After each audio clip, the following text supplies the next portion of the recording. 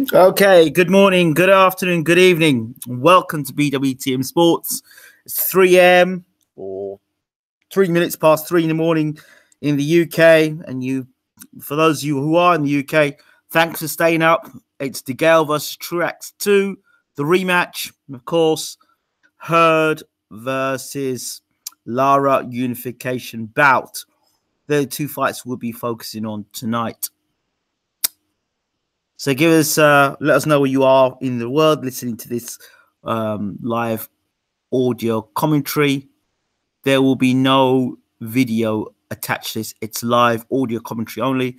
So we've got Truax against Degale, and of course, Erzlandi Lara against Gerald Hurd, the WBA and IBF junior middleweight championships of the world. Truax defending his IBF super middleweight championship of the world. Caleb has been a regular on BWTM Sports, and when Degale fought Truax in the UK, I saw him as a very live underdog, and potentially I thought Truax could actually beat Degale. So I thought Degale was fast in decline. It so happened that Truax did go on to beat Degale. Since the defeat, Degale has said that he was injured. Really was injured in the Badou-Jack fight. He was injured in the Medina fight. So basically, Degale has been carrying injuries for the longest while in fights. To me, he takes way too many punches. The Badou-Jack fight, who took way too many punches against a guy who was physically bigger and stronger than him. Degale is a skilled boxer, but he tends to take a lot of punches by leaning on the ropes or taking a lot of punches on the inside, relying on a good chin. Now, remember, when he fought Truax, who actually is a middleweight, moved up to super middleweight, who was able to tag Degale, to hurt him, and bully him and rough him up. Now, there was a very interesting point that a boxing promoter mentioned, Mickey Hellier, actually. He mentioned about the ring apron or the thickness of the ring. And he said that if it is that they've got a thick ring, not a thin one, then that will stop Degale from moving around the ring. And if he is, he'll be moving around for 3 rounds. And that was the thickness of the mattress of the ring will tire Degale out faster, which would mean then he'd have to stand and trade. If that happens for Degale, he's in big trouble tonight, because Truax will again get on the inside and work him. But Degale's going to give movement. He cannot stay on the ropes against Truax. He's got to hold the center of the ring, and he's going to walk Truax onto the left hand. He's got to walk Truax onto the left hand. For Truax, he's got to keep his eye out on James Degale's left hand. Make sure he doesn't walk into any traps. When he gets Degale against the ropes, work the body. Degale didn't like the body work from Truax. In fact, it was the body work that started Degale moving back against the ropes. And then Truax being able to get on the inside and work the lovely uppercut and short hooks on the inside. So Degale has to be very careful tonight. He's talking already about Truax being not on his level. He said that the first time. He said if he can't beat Truax, he doesn't know where he's going. Well, he couldn't beat Truax the first time, and he's now telling us that the shoulder's fully healed. We've heard that before from James Degale. I'm just not a believer in what he's saying. Degale has to deliver tonight, or he is in some serious trouble.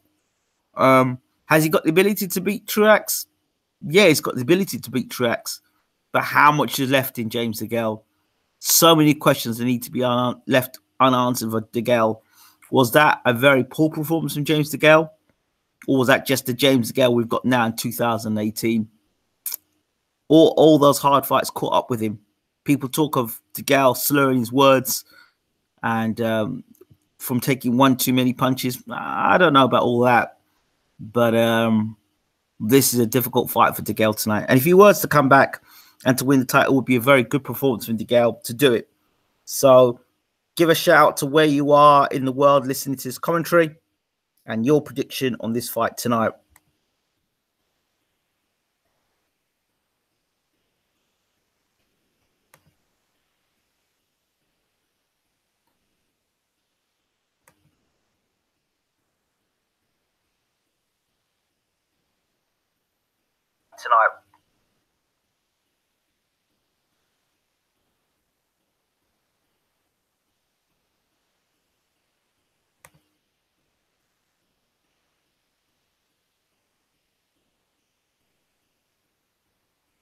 Good evening, Realistic Boxing. Jonathan, 4M here, rooting for Degale, says Ryan Potts.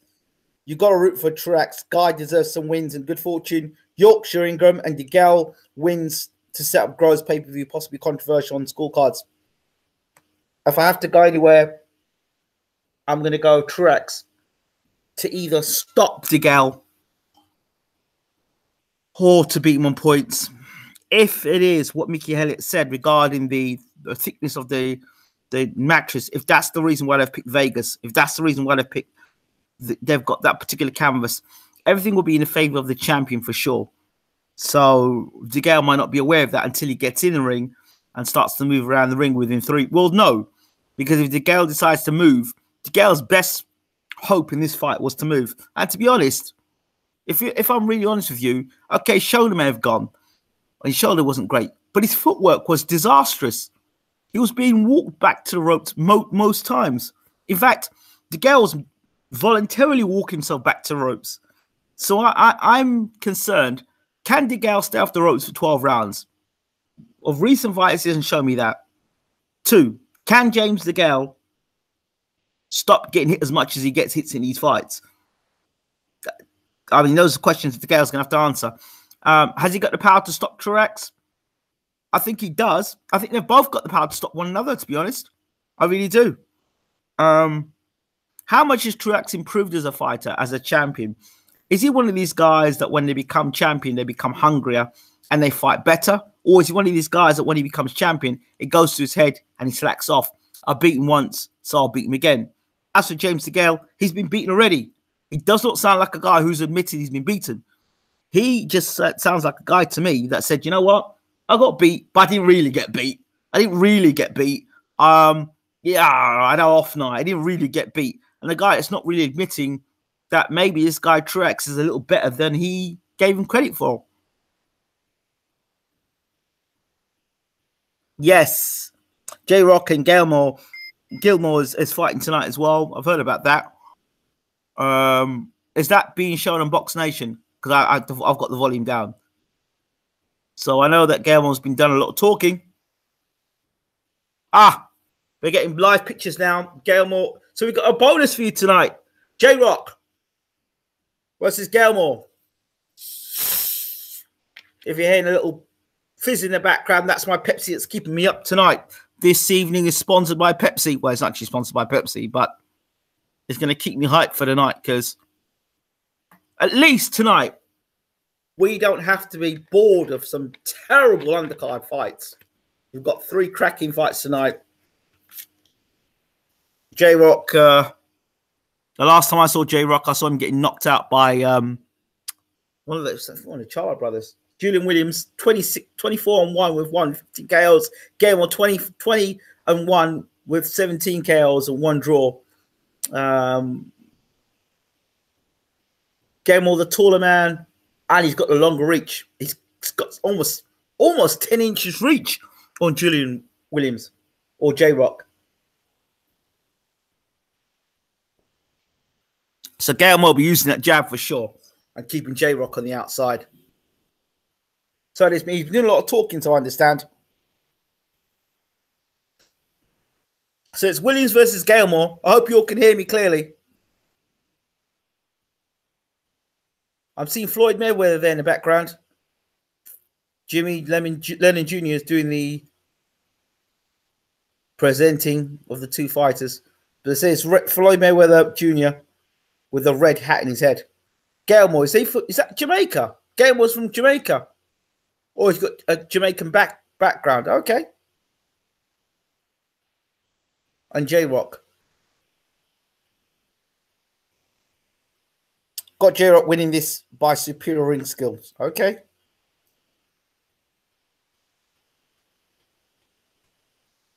So, judges Eric Cheek, Max DeLuca, and Patricia Morse-Jarman. Or Patricia Jarman now. Why don't you Patricia Jarman? Why Patricia Morse-Jarman? Degale knows it's his last chance saloon, so it can bring the best he's got. And the referee for this contest is Tony Wicks. The best that he's got, but is the best that he's got, is it enough in a declining career? That's the question. And how much did Badly Jack actually take out of him? So again, Nathaniel Gallimore from Chicago, Illinois. Wow. From Cheetown. I thank Illinois for my wife. So shout out to my wife there. She's from Illinois. She was the first woman of color to win Mrs. Illinois back in 2004. And she held a party for then Senator Barack Obama.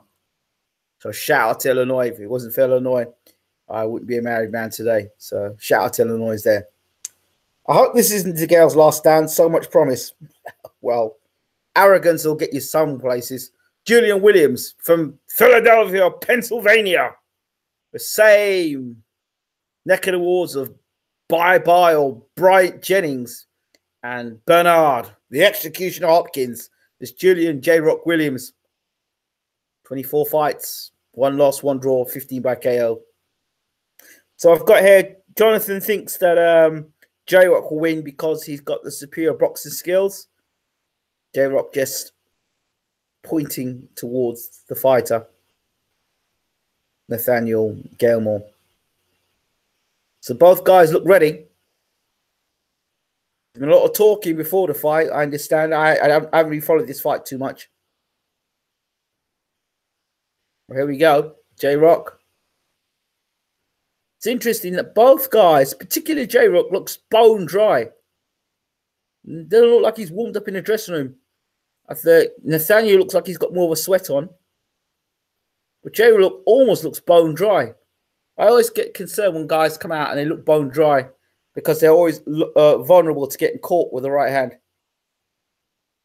Even Ingram, there's destined to be some mouth-watering bouts tonight. Will it be the end of the road? Is it the end of the road for James Degale? It's round 1. J-Rock versus Nathaniel Gallimore. And J-Rock starts with a nice left jab. Left jab, right hand, Gallimore ducking low. And Rock hits him with the right hand over the top. 2 nice jabs there from the Rock. Gallimore in those Jamaican trunks. J-Rock, black, white, and looks like gold trunks. Gold trim with the names J-Rock written on the trunks. That's who he is.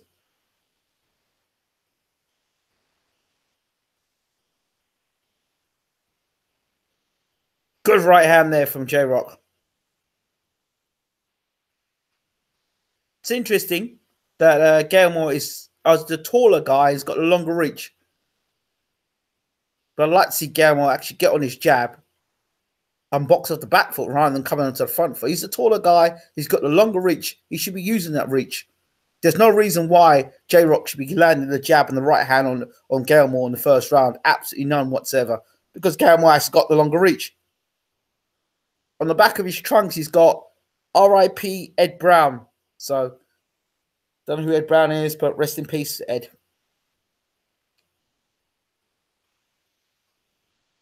Battle of the jabs at the moment, and J-Rock is winning the battle of the jabs. So it's Philadelphia versus Illinois here. That's Gallimore against J-Rock. Well, J-Rock is actually winning the battle of the jabs, which is interesting because of the significant reach advantage that Gallimore has.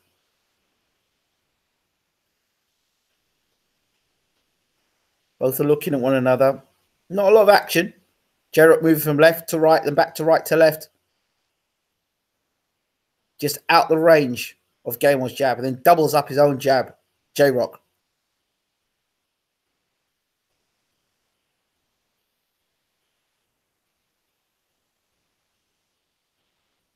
Jab again. Every time J-Rock hits Nathaniel with a left jab, he looks surprised he's getting hit with it. Well, keep your damn hands up. That would help. It's unbelievable. Yes, Mr. Wilson, great to see you in the room here. Mr. Pound for boxing, Michael Wilson. Mike's in the room. Shout out to Mike Wilson. But it is interesting that this first round, the actual Gallimore, who has the longer reach, has been out-jabbed by J-Rock. And that's because of footwork. He's getting in, slipping with the footwork, double up the jab and make sure he's landing. J-Rock looks the more confident boxer in the first round. Just walk slowly back to the corner. And that's the end of round 1.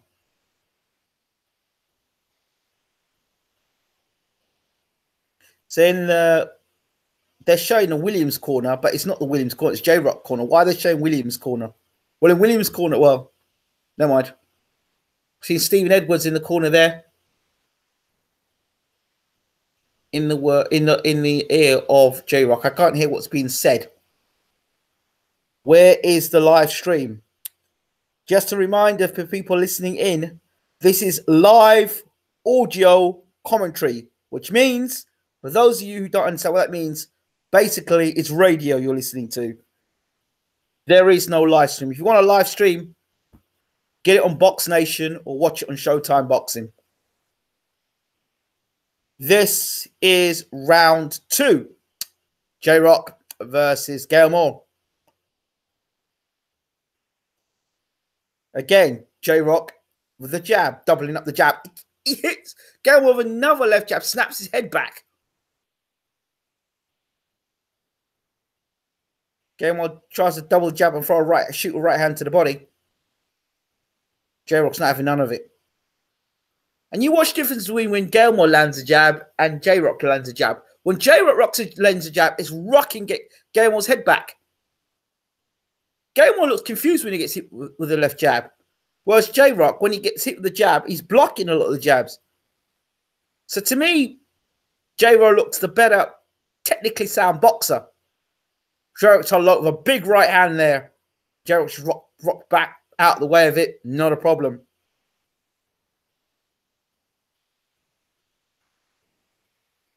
Still not understanding what Gallimore's trying to do with his boxing. I'm not sure what his plan is.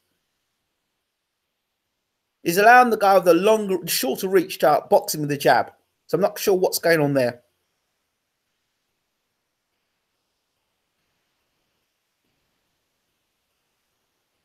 Good left jab, right hand over the top there from J-Rock there. Nice combination. 1-2. J-Rock is getting into rhythm here. And Gallimore's got to get him out of that rhythm.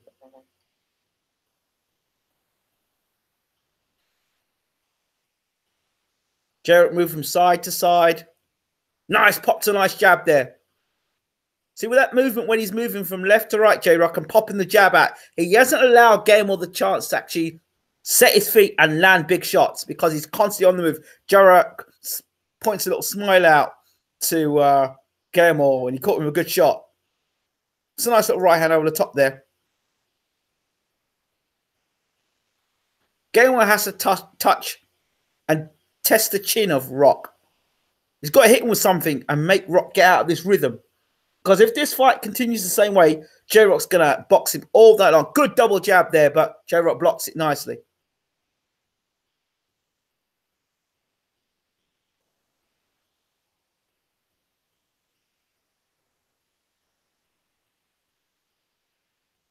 Gallimore smile at J-Rock.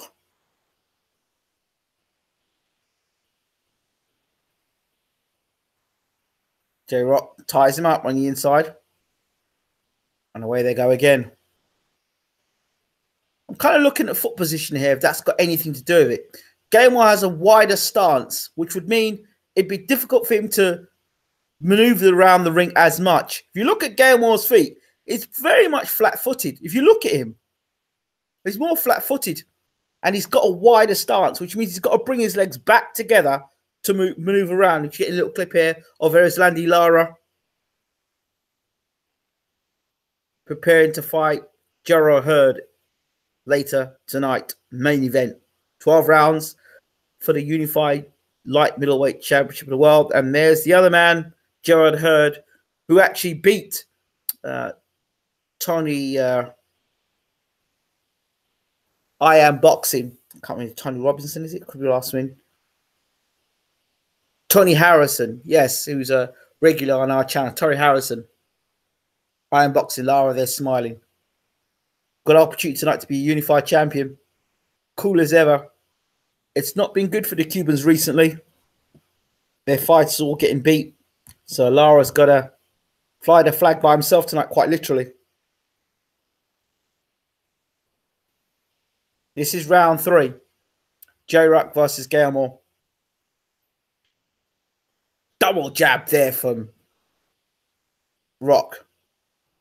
J-Rock comfortable throwing the jab from the outside and on the inside. Good left jab, right hand combination here. J-Rock starting fast in round 3. Well, nice straight right hand again. Gallimore slow off the blocks. Again, the footwork of the two guys. Gallimore, the way he's got his legs, got wider, his feet are wider planted, which means it's harder for him to maneuver. He's got to bring his feet back together to move anywhere. If you look at Julian Williams, his feet, they're not as they're closer together, which means he can maneuver forward, back, in and out of range quickly. So it is that's the reason why J-Rock is able to move from left to right.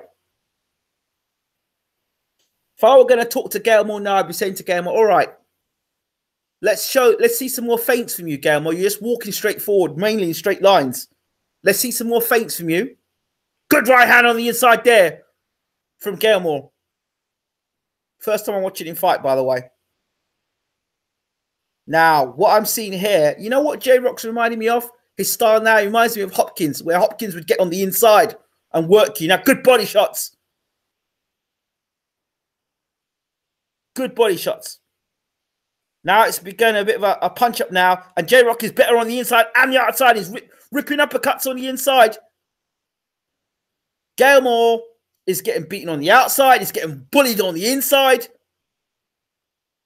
J-Rock just seems more the complete fighter. Better footwork, better inside game, better outside game. Is that a cut on J-Rock's face or not? Over the left eye or just a bruising? J-Rock just looks a better fighter. Nice body shots there. My only concern about J-Rock is his chin. That's my only concern about J-Rock. He'll be doing all this stuff now and get tagged with a big shot. That can happen in boxing with anybody. But my only concern about J-Rock is him getting caught with a big shot. And doing so well so far. But he's doing the business. On the inside, he's doing a better, cleaner work. So now if a guy's significantly taller, of course you work the body. Work the body, and that's what I expect. He's winning the battle on the inside. Roughing Gallimore up on the inside. And he's banging good body shots in as well, which is good for him, J-Rock. So later on in the fight, Gallimore ain't going to be going nowhere. So for me, if I were Gallimore, it's an all-action fight so far, and it's J-Rock for me every single round.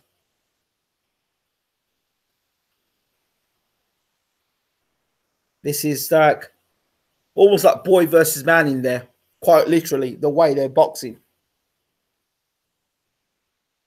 It's like one guy's learning how to box on the job, and the other guy looks like an absolute pro.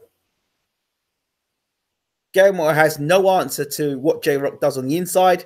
He has no answer to what... Look, there's a little exchange even here. How J-Rock is throwing the uppercuts on the inside.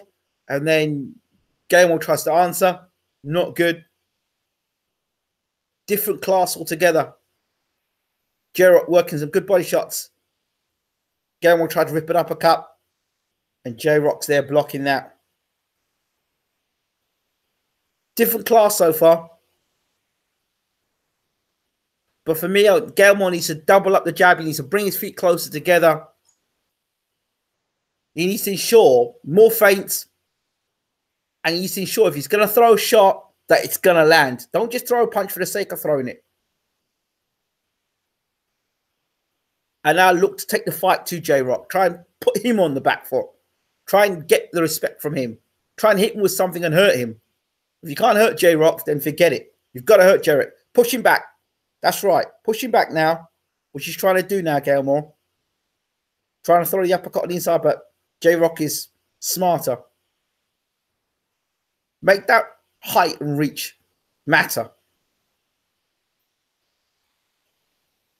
What's the point of having all that reach and the man that's shorter than you and got shorter arms than you is outboxing you?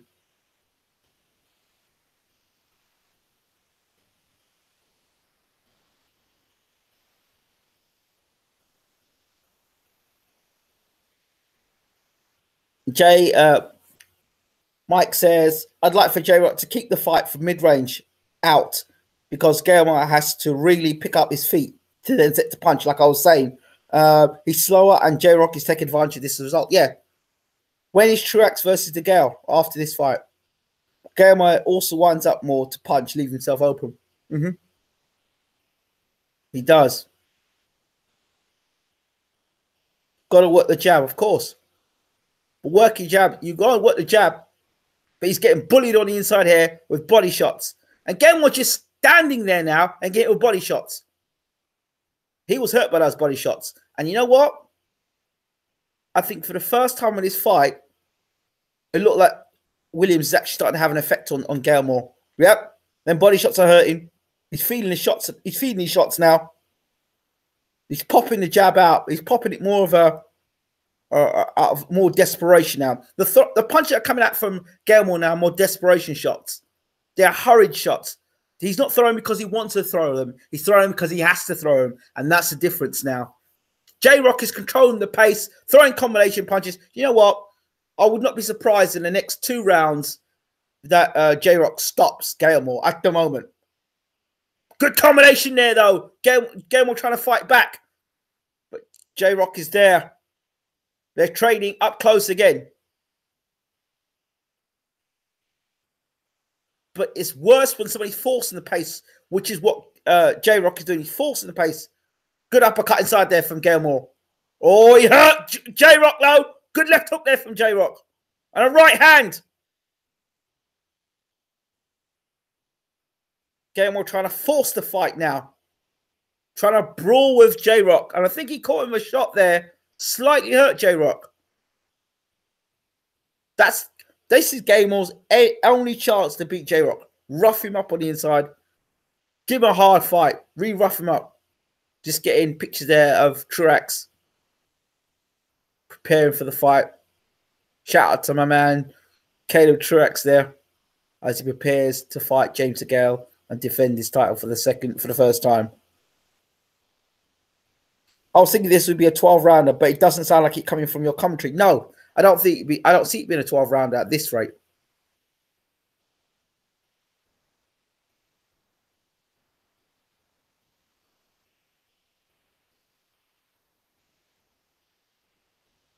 I really don't see it being a 12-round at this rate.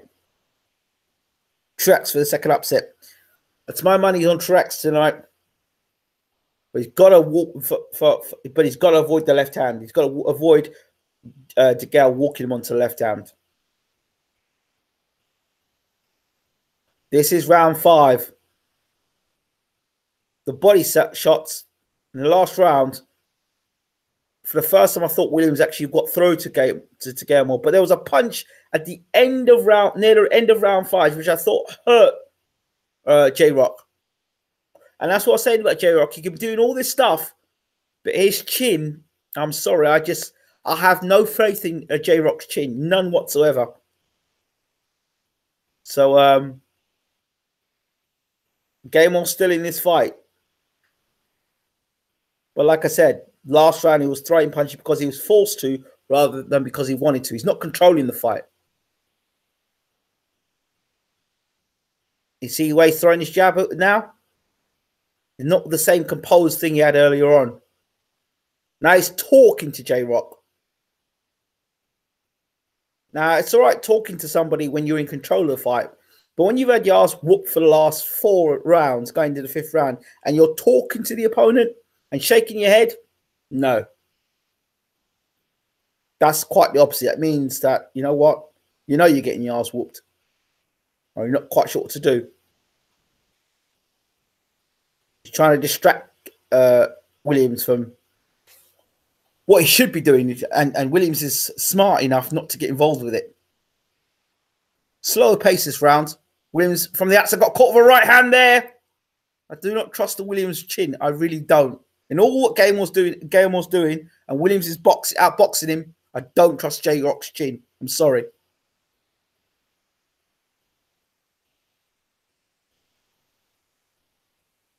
He's trying to get into J-Rock's head and make him overextend.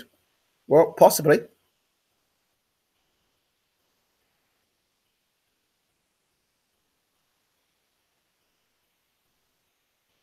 Gallimore tries to set up an attack and rough up J-Rock.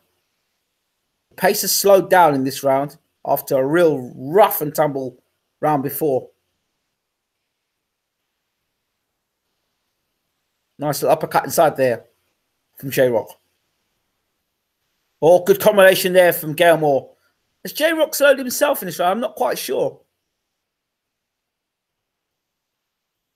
Uppercut there. And Gallimore getting the better of J-Rock in this round at the moment, landing more punches. Don't know if J-Rock's taking a breather in this round. Double jab there from Gallimore. Double jab. A nice uppercut inside. Gallimore landing the better shots. Again, I don't trust the Williams chin. He's taking good shots. End the round. I'll give Gallimore that round. Gallimore had the round because for me, J-Rock didn't do as much work.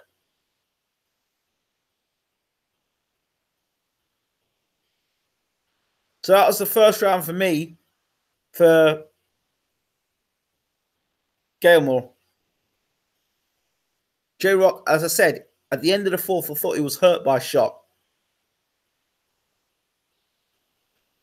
In one of the exchanges late on in the round, I thought he got hurt, buzzed with a shot. And I don't know if that round he was just taking it off to try and recover. J-Rock lands a nice uppercut on the inside there. Clash of heads as well. And then Gallimore lands an uppercut on the inside. J-Rock is the better boxer, but you always get the suspicion that he can be hurt anytime. Can't fully trust his chin. This fight is starting to be fought at Gallimore's pace. Correct. Round 6. Second round in a row for Gallimore on my card. Okay. That was the first round that I thought Gallimore won around there. No.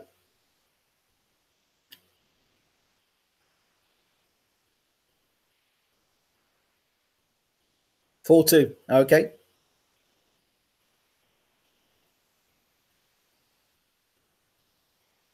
Okay, well, bringing the fight to J-Rock in this round.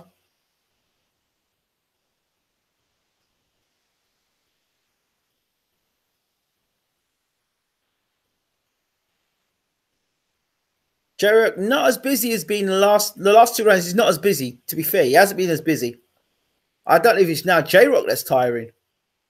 Yep, cut over the right eye. I said there was a slight cut before. Now there's a cut on the right hand from Gallimore. This fight is suddenly turned.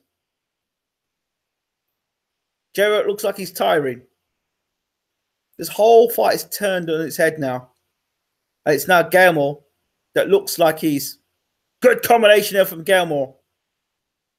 It now looks like J-Rock's the man is on the verge of is the one that will get knocked out in this fight now.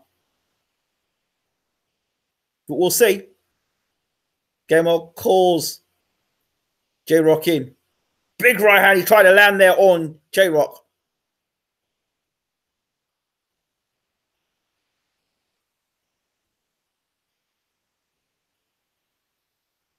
It's not bad. It's a cut. Well, not bad. To say it's a bad cut is... I'm not sure. I need to get a better look at it. But it's visible enough for me to see. I don't know if it looks like it's on the cheek itself.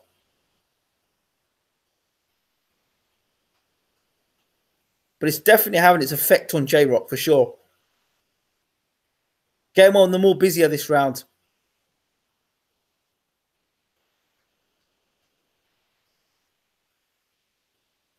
Body shot there from J-Rock. His work rate has dropped. Now, again, I don't know if that's got to do with the matting because good uppercut there from Gallimore. The matting because according to Mickey Hellier, boxing promoter, he says that the mat that they've got at this particular casino or this particular venue, the thickness of the mat ensures that guys who are movers stop moving after about 3 rounds and have to start setting their feet. If that's the case, because of the thickness, it stops guys from moving around the ring. It takes the energy out of their legs. If that's the case, then this may be what we're seeing tonight. So guys end up having all-out brawls. That was a Gallimore round, by the way. The fights turning into brawls because guys no longer can move around the ring and then they're forced to fight. If that's the case, then guys like Lara and Degale are in trouble tonight. If that's what this canvas is like tonight. J-Rock is tiring, starting to feel the pace and the power of Gallimore. J-Rock starting to get hit pretty consistently. If that's the case, they're really setting Lara up to lose. If that's the case, then Ingram, Lara is in trouble. Yeah. If that's the case about, and this is information that Mickey Elliott was talking about the canvas. This is round 7 coming up. And from round 3, Mickey Elliott said from round 3, round 4, you should start to see the change. And there's not a lot of movement now from J-Rock from what we saw early on. That's to dissuade all these movers. So guys have to fight in Vegas. That this particular canvas, they have to fight. And J-Rock, as Mike Wilson has rightly pointed out, is getting hit consistently now. All I'm waiting for now is for J-Rock to fall over. I'm expecting J-Rock to be in some sort of a punch out and getting caught with a shot and getting knocked out. That's what I'm expecting to see now. Maybe I'm wrong. Well, let's see. To getting caught in exchange and getting hit with an overhand right or right hand and walking into a shot. That's what I can see happening to J-Rock. Looks like it's all set up for it, but we'll see. I could be wrong. Third round, definitely for me, it'll be second round, but third round, yeah, I agreed with you there that Gallimore has got this fight. That he's in a row, he's winning. J-Rock has slowed down tremendously, though. The cut's not a problem. Big right hand there. You see, he's now starting to get, before he wouldn't walk onto that right hand. This is why I think that he can get nailed and knocked out, J-Rock. Now it's J-Rock now throwing shots. Forcing the pace. The cut that was there earlier, they've done a good job in the corner on J-Rock, by the way. But that's not stopping the shots that are coming in from Gallimore on the inside. He seems a stronger man on the inside now. He seems a fresher man now. And J-Rock, good jab there from J-Rock. Rock Gallimore's head back there. An uppercut inside. But again, in the clinches now, Gallimore's ready to turn J-Rock around. And hold him with one hand and throw the right hand with the other. If J-Rock is tired, he doesn't want to be wrestling with Gallimore. That's for sure. Good combination from J-Rock, then responded there by Gallimore. Gallimore digging body shots into J-Rock. Yeah, this become a brawl now. Nice left hook there from J-Rock.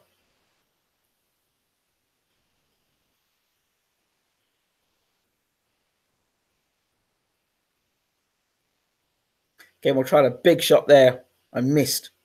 And J-Rock's on his chest now.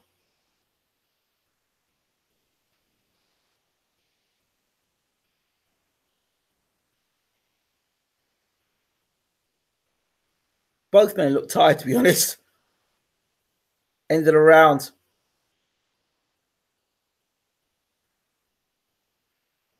I think, again, I give that round to Gallimore. More work rate. Heavier shots landed.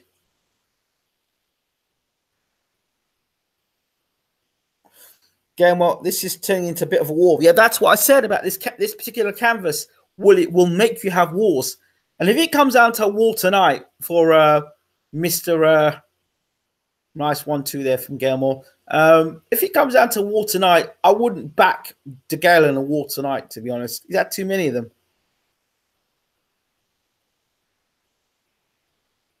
Ryan Pott says J-Rock might as well start throwing some bombs. Well, he might as well.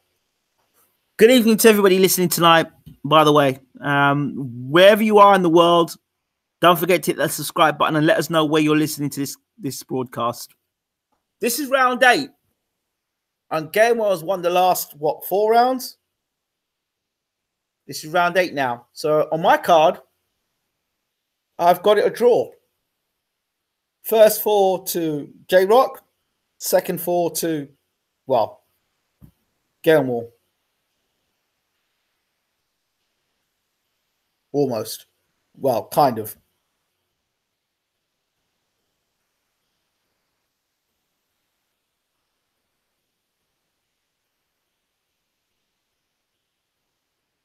Oh, it's a good right hand there. Quintero landed it. It was Gallimore tried a 1-2 there. The one thing Gallimore has a problem with, I think, is judging distance for when he throws that right hand. Seems to overreach with the right hand. J-Rock back on working again on the inside. Nice full punch combination. J-Rock is back to work again. Back to working like he worked earlier.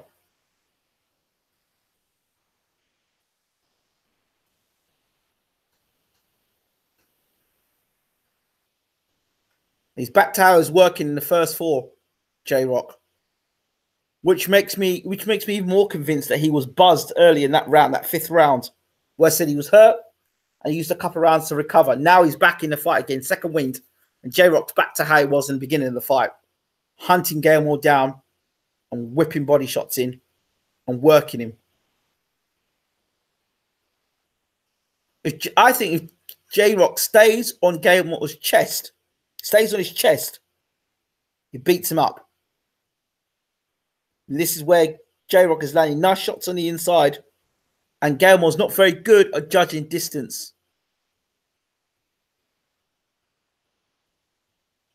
Shorter shots are better from J-Rock on the inside. A lot of shots are being missed there by Gallimore.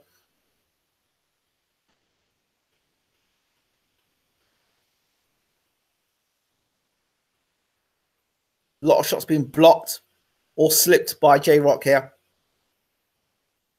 And J-Rock just being on the chest of Gallimore. Again on the chest. Much better round for J-Rock here. Nice shot there from J-Rock again. It's a good round for J-Rock here. It's come back well. Nice shot there, Gallimore on the inside.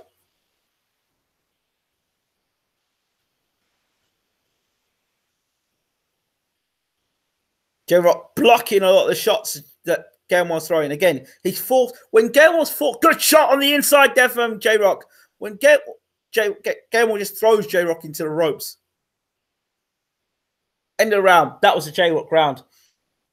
When Gallimore's forced to ropes and J-Rock's on his chest, J-Rock's totally in control. Because to me, Gallimore doesn't know how to control distance. And the reach he's got, he's always throwing big winging shots. So if it's at distance, you'd think that Gallimore would be more effective. But he's been out jabbed from the outside, and when up close, he gets bullied on the inside. So mid-range is perfect for him. J-Rock with the comeback. No more 100% wrong pick. Slipping under there, you see? Big shot he tried to land. But J-Rock just slipped it, saw it coming. And counters a lovely little right hand on the inside.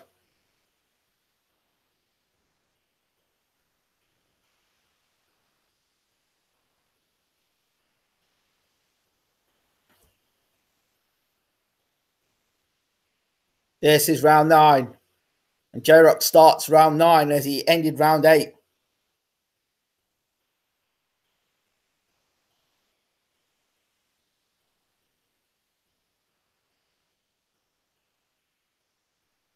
Right hand there from J-Rock.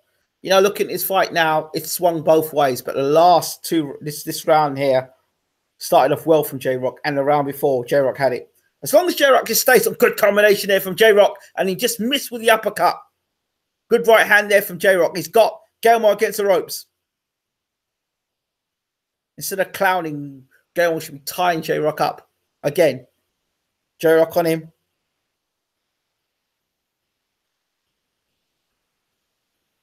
See, Michael, I don't think he was catching a second win. I think what happened was he was buzzed in that 5th round. A good shot. And he lost a couple of rounds to kind of recover from that shot. Nice left hook inside there from Gallimore. Out of it, 6-2 to Rock. I don't know about that. Rock on the inside, working well.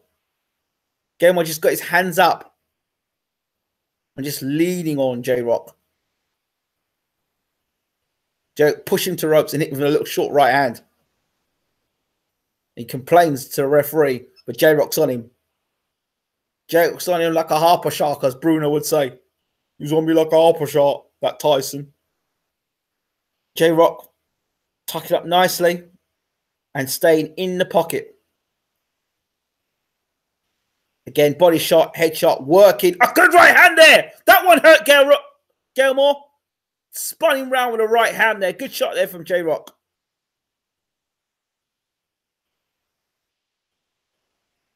J-Rock outworking Gallimore in the inside.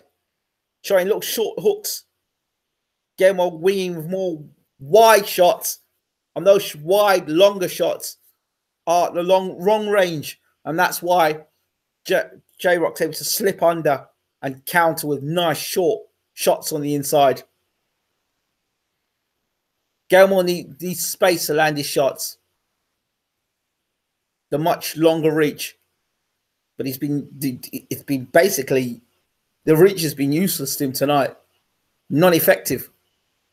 Because J-Rock's been on his chest. If J-Rock's not on his chest, he's on the outside using the jab. Beating Gallimore to the jab. Right hand there from J-Rock. It's Gallimore now who can't seem to get out of the way of the right hand. This is a big round for J-Rock. Great round for J-Rock.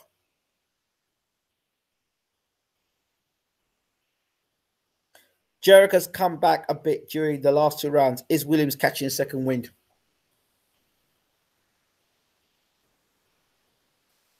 It come from that 5th round where he got wobbled going back to the corner.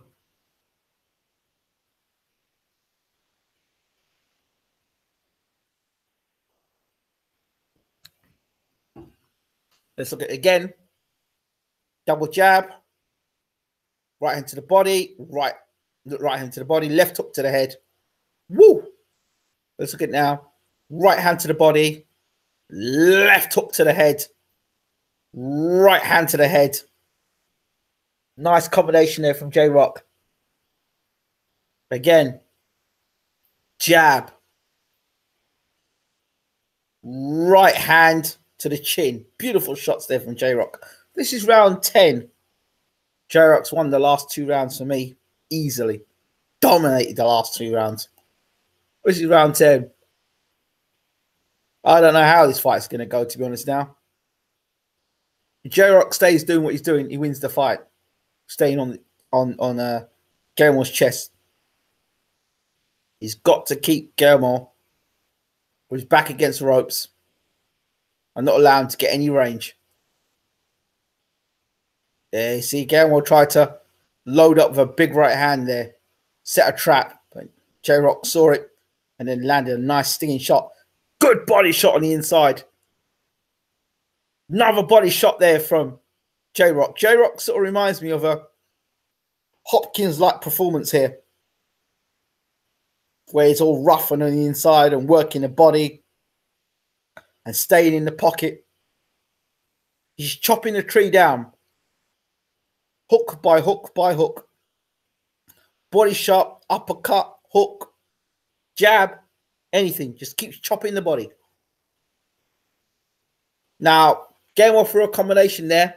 Not short, trying to throw long shots on the inside. Of course, they've been slipped and blocked. I don't know who Gallimore's coach is, but I've got no idea who his coach is. But his coach has not taught him how to fight on the inside or fight effectively on the inside. As the man with a longer reach. Good right hand there. Gallimore tried to throw a shot. Left his chin exposed. And another right hand there from J-Rock. Bullying Gallimore to the ropes. And a nice little short left uppercut there. Gallimore's in trouble here, I'm telling you. Right hand over the top. And the referee, Tony Wicks. A body shot on the inside there. Got between them. It's all J-Rock's really roughing Gallimore up in the inside now. And Gallimore is just, for the most part, covering up and then shooting out the jab. Again, he's throwing punches because he has to, not because he wants to. Right hand over the top.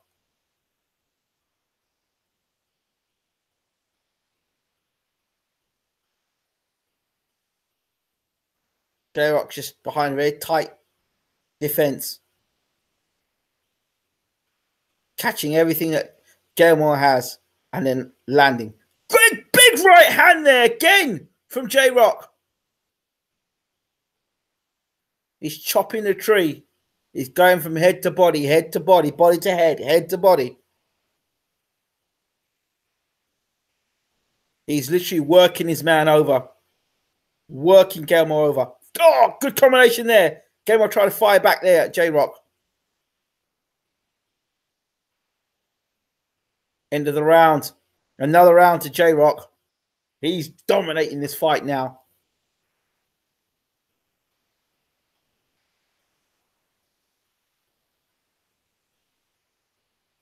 Seeing Caleb Truax now warming up in the dressing room with his trainer.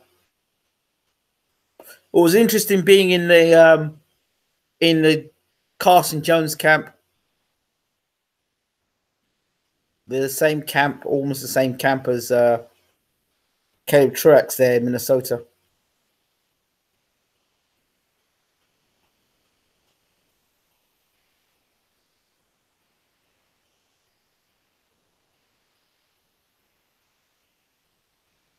Just the clips of both James Degale and Caleb Truax. Caleb Truax on the pads working out. James Degale, I don't know what he was doing. Ya lassie, Ingram. J-Rock has regained control. If J-Rock had serious power, Gallimore would be out there. I agree with you there. Sounds like Gallimore has a real solid chin. Yep. Either he's got a solid chin or J-Rock can't punch. I don't know which one it is. Right hands there. Again, Gallimore trying to fight on the inside, throwing uppercuts. See what? Oh, good left hook inside there. What J-Rock's doing is very smart. He knows that Gallimore can't fight up close, and the two are now trying. Gallimore's trying to throw big shots, but all the big shots are wild. They're desperation shots from Gallimore, real desperation shots. He's trying to take J-Rock out of there. That's a sign of desperation. He looks a desperate man. To me, Gallimore, at the way he's just come out this round, he looks very, very desperate. He looks like a man who's ready to go. He really does. Swinging punches left and right. He's punching himself out here. And here comes J-Rock. I'm telling you, Gallimore is there to be taken now. In the 11th, he's there to be taken. Will J-Rock seize the moment now? Threw a lot of unnecessary punches in the beginning of the round. And J-Rock's just tucking up there. He's just got to tuck up. He does not look steady on his legs. He looks exhausted, Gallimore.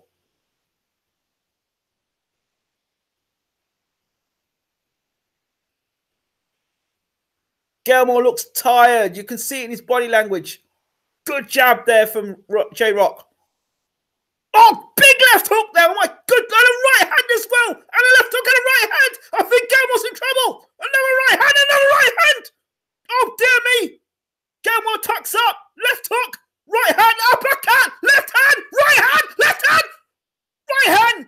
And J-Rock. Oh, my Lord. How did Gallimore stand up there to those shots? But he's gone. I'm telling you. He's exhausted. But he's fighting on heart alone there. And J-Rock's got a cut on him as well. But Gallimore looking to the ropes, on the ropes. Tying up there. Very tired looking fighter there. But how did he stand up to those shots? J-Rock throws a big right hand, another right hand, and a combination. Tries to throw 5, 6, 7 punches. But you know what? Left hook there. How is he standing up, Gallimore? And again, here comes J-Rock trying to throw a flurry of punches together. But Gallimore is still there. How is he still standing upright? It must be all that yam. Must be that yam and that dasheen and them dumplings. Right hand again. And the Irish moss. The good Jamaican Caribbean food's keeping him on his feet at the moment. I'm telling you. He's dancing, but he is absolutely gone in there. His heart is holding him up. I'm telling you. I don't know how he's still there. Look at the way he's walking back to... Look at him. He's crossing his legs, walking back to the ropes. They should stop this fight. They should stop this fight. I'm telling you. When a man's walking back to his corner and his left foot and his right foot are crossed, walking back to the ropes, they should be stopping this fight. Look at the shots he's getting caught with in this round. Goodness me. Left hook. Right hand. Uppercut. Right hand. Right hand.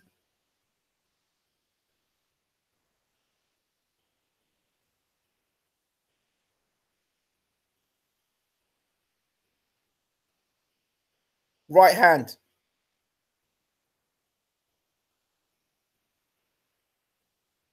He should not be getting up for this round. Sure, he can take a shot, but he does not need to be coming out for a 12th round. His trainer needs to stop in his fight. His team should be stopping his fight. He went back to the corner with his legs buckled. Fight should be stopped. All right. Fair play. This is the 12th round now. Is J-Rock going to sense blood and go for him again? It's a torrid round for Gallimore. But I've got to give him heart and give him credit for all the heart he showed. But he needs to be stopped, honestly. 12th round, both guys. J-Rock just looking at his man. Maybe he wants Gallimore to throw shots. Throws a jab. Tries to throw an uppercut. He almost hits himself throwing the uppercut. J-Rock. Yeah, it must be a Jamaican chin. That's it. That's it. Jamaican chin. Jamaican.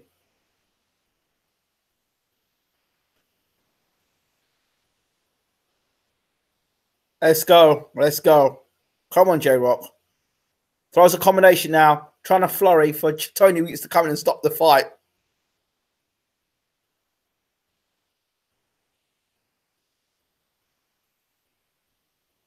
Body shots there.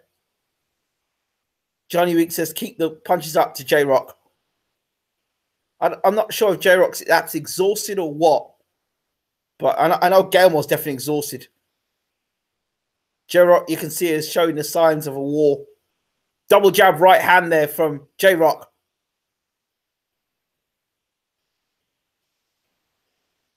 And then J-Rock walks Gallimore back to the ropes. He knows that's where Gallimore is least effective.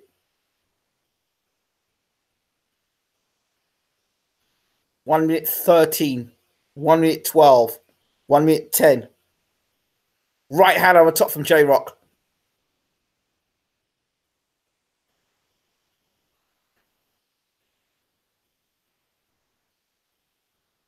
Unless something dramatic happens, this fight is going to push right hand over the top there from J-Rock.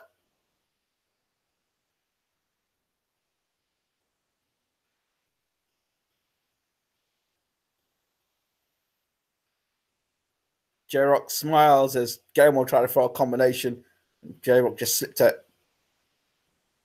35 seconds to go. Gallimore coming back now, trying to throw a combination here against J-Rock. Half a minute to go of the fight. And Gallimore now pushing forward on J-Rock. Throws a right hand, then an uppercut. Gallimore trying to put some punches together now to end the fight big. Looking to shoot the right hand. Looking for a space to throw the right hand. 10 seconds to go. Looking for the right hand. 5 seconds to go. 4. Big right hand over the top there from Gallimore. Still looking to... That's the end of the fight. J-Rock wins the fight for me on points. Gallimore, I know I said he should have been stopped in that coming out for the 12th round. But he took a shellacking in that 11th. A real bad beating he took in the 11th. I don't know how he's on his feet. I've got no idea how he's on his feet. He took some proper licks in that 11th round. And I don't know how he got through to the 12th round. I have no idea. Apart from the fact that J-Rock probably punched himself out in the 11th round. But he took a shellacking in that 11th round. I'm telling you. You'd have to watch this one when you get on, obviously you get a chance on YouTube to watch it. He took a hell of a beating in that round. A hell of a beating.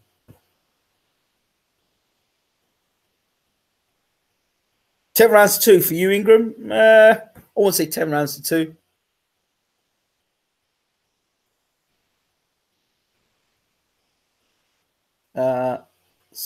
six rounds to 4. I think Gallimore won 6, 10, 6, 4. We can 10.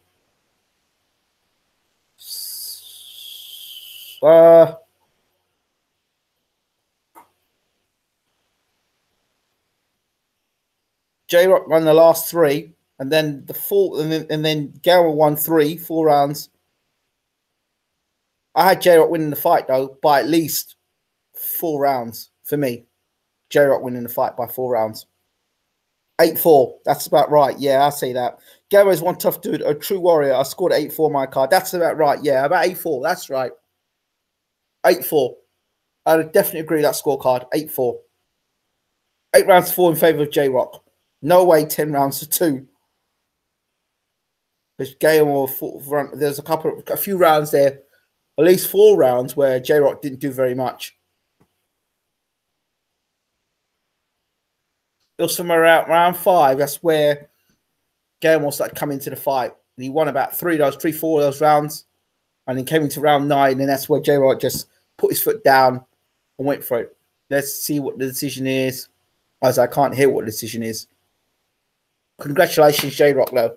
I thought at one point he was going to get absolutely knocked out. I really did. But Gallimore got his range all wrong for me. Didn't know how to fight up close. Wasted a lot of energy. Throwing wild shots where J-Rock was able to slip under.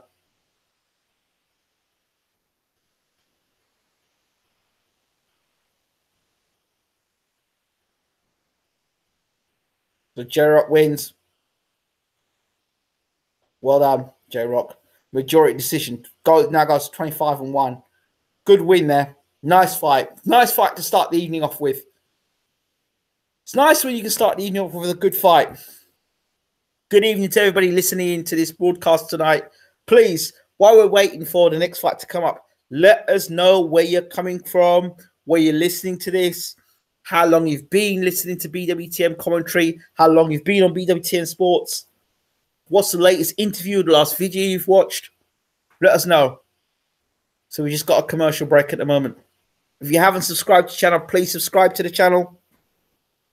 First right pick of the year for me. Got a feeling Degale, Truax could turn into a bit of a war. I'm so proud of this, Jonathan. 140, 140, 160, 112, 117, 110 for the winner by majority decision. Julian J-Rock Williams.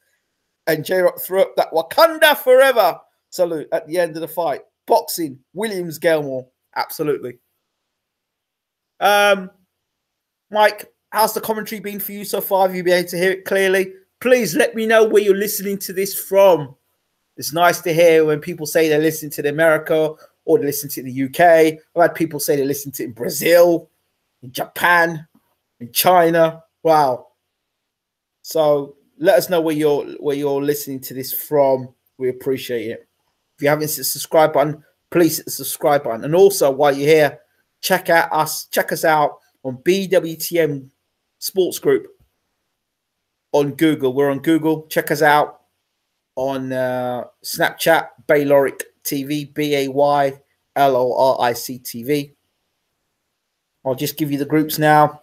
So it's Thailand. Wow. London West. Good to know. BWTM Sports Group channel. Oh, channel group. That's Facebook. Check us out on Facebook. Of course, if you want to talk to us on Twitter, it's Bayloric TV. Listening from the US, South Carolina to be specific, would love to jump on the talk Truax, as well as the main event. Yeah, we can do if you want to. Let's get you in the room, mate. Mike, it'd be nice to have a co-host with me tonight on the show. Let's see if we can get you in. It'd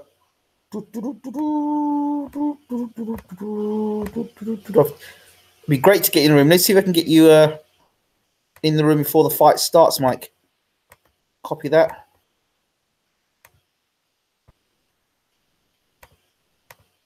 All right, so we can get you on Twitter. Come on. So we're just getting ready for the main event. I'm going to try and get Mike Wilson in the room for pound for boxing.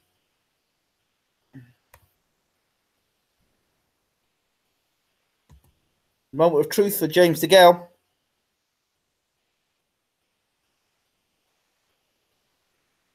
Always confident, James Degale. Is that him making his way to the ring now? Yeah, it is him making a way. No, it's not. It's him making a way. It's him against Lucien Boutte. Yeah, but that's, you know, Degale's had so many tough fights. My God. And even in the Boutte fight, it was a tough fight for him.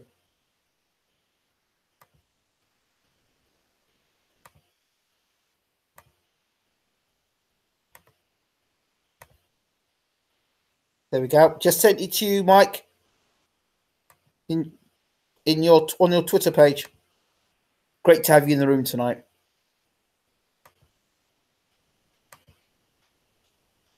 So he even made the Boutte fight a hard fight for himself. I really wouldn't. I used to think that he would have gone through Carl Froch. I'm not so sure if he would have beaten Carl Froch in Mornay, you know.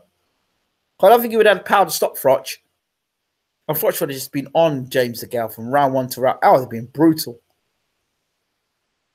And when Degale tired,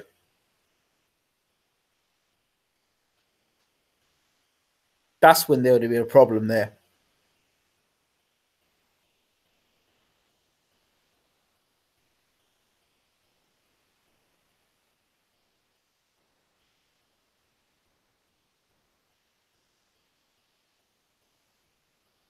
There you go.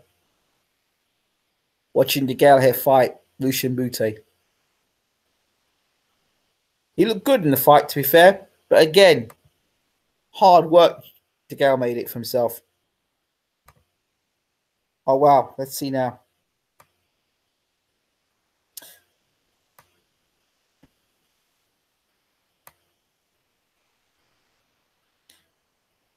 I've just DM'd it to you, Mike. The link.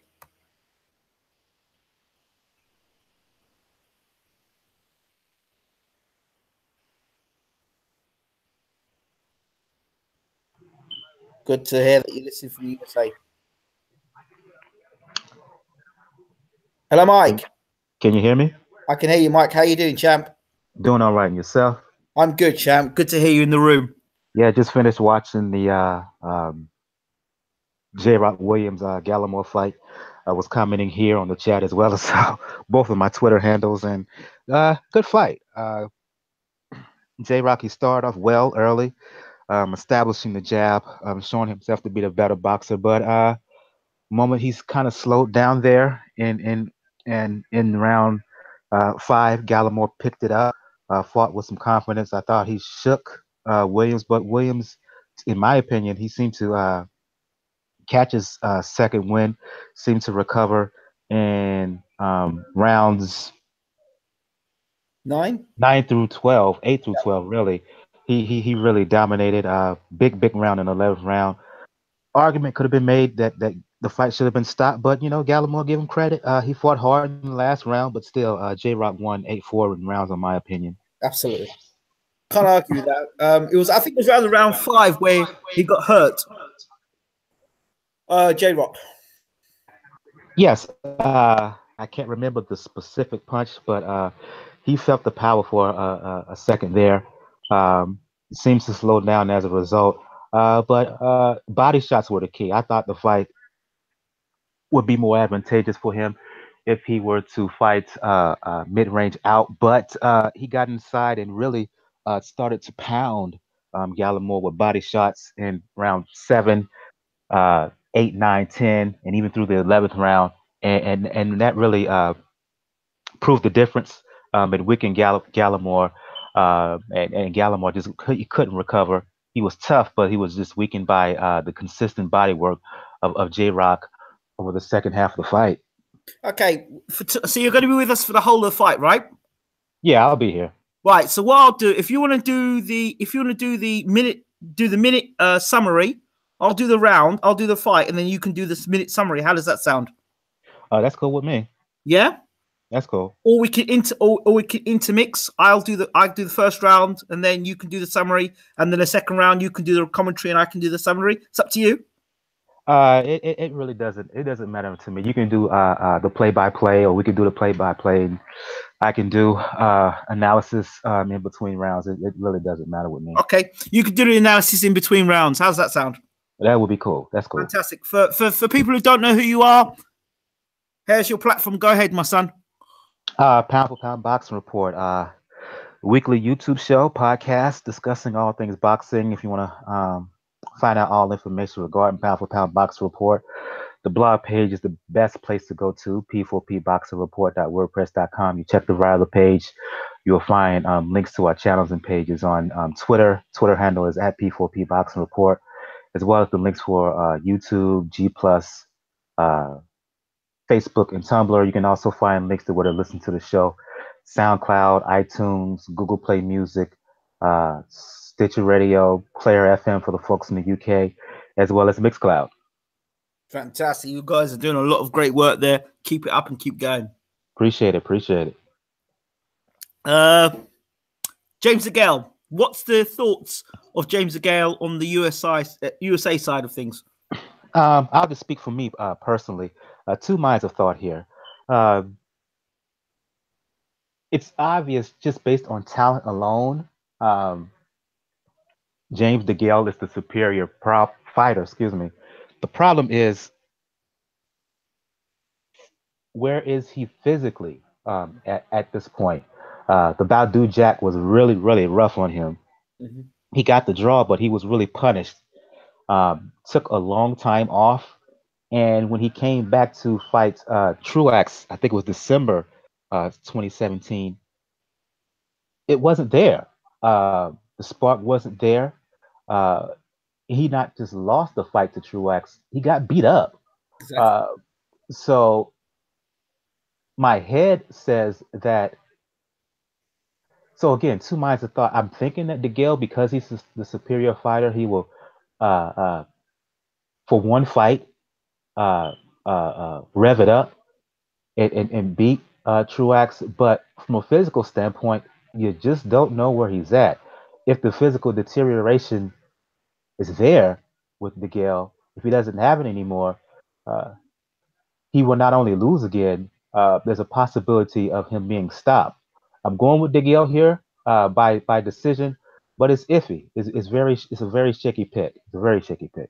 I'm going with Truax. Going with the guy that I know will put the hard work in the gym. I know the guy that won't underestimate the other guy, the guy that is fresher, the guy that I think is more hungry than James Degale. I think James Degale is a guy that, to me, I don't think in all that he's speaking, all that he's saying, he's still saying, if I can't beat Truax, then, I don't know what I'm doing at this level. The fact of the matter is, you got beat by Truax, and he never said, you know what, I wasn't good enough. No, I was injured. Well, okay, you were injured in the Badu Jack fight. You were injured in the Medina fight. The only fight he wasn't injured in is the one where he wins by knockout. Other than that, all these other fights he's injured in. So he's been carrying injuries, according to James Degale, in the Medina fight. He was injured in the Butte fight. He was injured in the Badu Jack fight. So he was injured in the Truax fight. So if he's injured in all these fights, according to Degale, then you can assume he'll be injured in this fight as well. I mean, he's not getting any younger, and I don't think Degale gets any better. He still walks back to the ropes, and if he goes back to the ropes against someone like Truax, then he's in trouble. And this canvas could be the key to the fight tonight, because if Degale decides to move around the ring on a thick canvas, then after about 3-4 rounds, that's going to stop the movement. And once the movement stops from James Degale, he's ineffective. Then he has to stand and trade with Truax, which I think suits Truax. And going down the stretch, I think that Truax got a chance of stopping Degale. So we'll have to see. What are your thoughts on that? Coupled with that, he's coming back really, really quick. Mm-hmm. Following the loss to Truax, could it be an emotional decision here? Is he physically ready? You just don't know. So all those factors are coming into play here. So I just want to see what happens I just want to see the fight and see how it goes. Even though I'm picking Degale to give like a clear estimation of what I see from him. Like I said, it's an iffy pick for me. It's an iffy pick, an intriguing fight. Okay, and we know Degale tires in fights as it is. The second half of a fight, he tires anyway. If it's on this particular canvas and he's known to tire anyway, it'll be very interesting. There was also talk about Paulie Malignaggi being in his corner. What the hell was that all about? Can you explain? I don't know. I've heard of that, but I don't know what the deal with that is. Uh, I don't know why he called in Paulie. Um, Maybe just an extra a different ear. Uh, could have gotten bored with his original team and just needed an extra bit of advice to help motivate him, to help stimulate him, and to give him another perspective in there. We will see. We will see if it makes any difference tonight. I'm not sure how much change that Degale can make between now and the last fight. How much adjustments can be made based on a number of things. I mean, why would you want to change anything about yourself if you believe that your level's above a guy like Truax? What's the motivation to adjust anything in your boxing ability and your style if you believe the guy that you got beat by is levels below you? Yeah, but the other side of that, he has freely admitted that he lost. He lost clearly.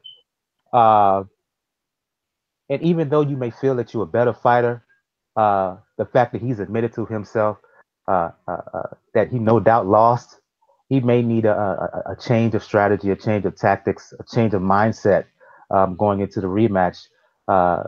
So there you go.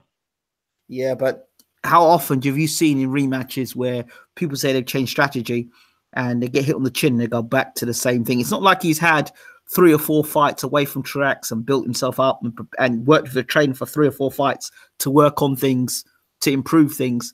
He's going straight back into Lion's Den, Yeah. try and win a fight. And the other side of that, let's just say Degale kind of returns to form. Was the Truax that we saw in December 17, was that the best Truax we've seen? In short, did we see him at his best then? And maybe Degale's thinking, if that was the best Truax that we've seen, and I can just improve on some little things, he can't get no better in the rematch. We've seen that happen in cases before where guys come from relative obscurity to win a big fight.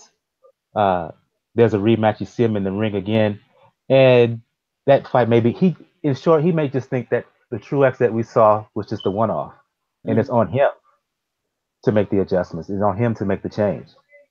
Now, the story about Truax is that he's always had the ability, but he's kind of wasted the ability in the past. But now, he's kind of realized that, and he's now champion. He's realized that, so now I don't think he's going to want to let it go without a fight anyway. That's true. That's true. On my end, Degale's making his in walk, his in the ring walk right now. So absolutely. Let's see if we can spot Paulie Malignaggi there. No, Paul is at ringside announcing. Okay.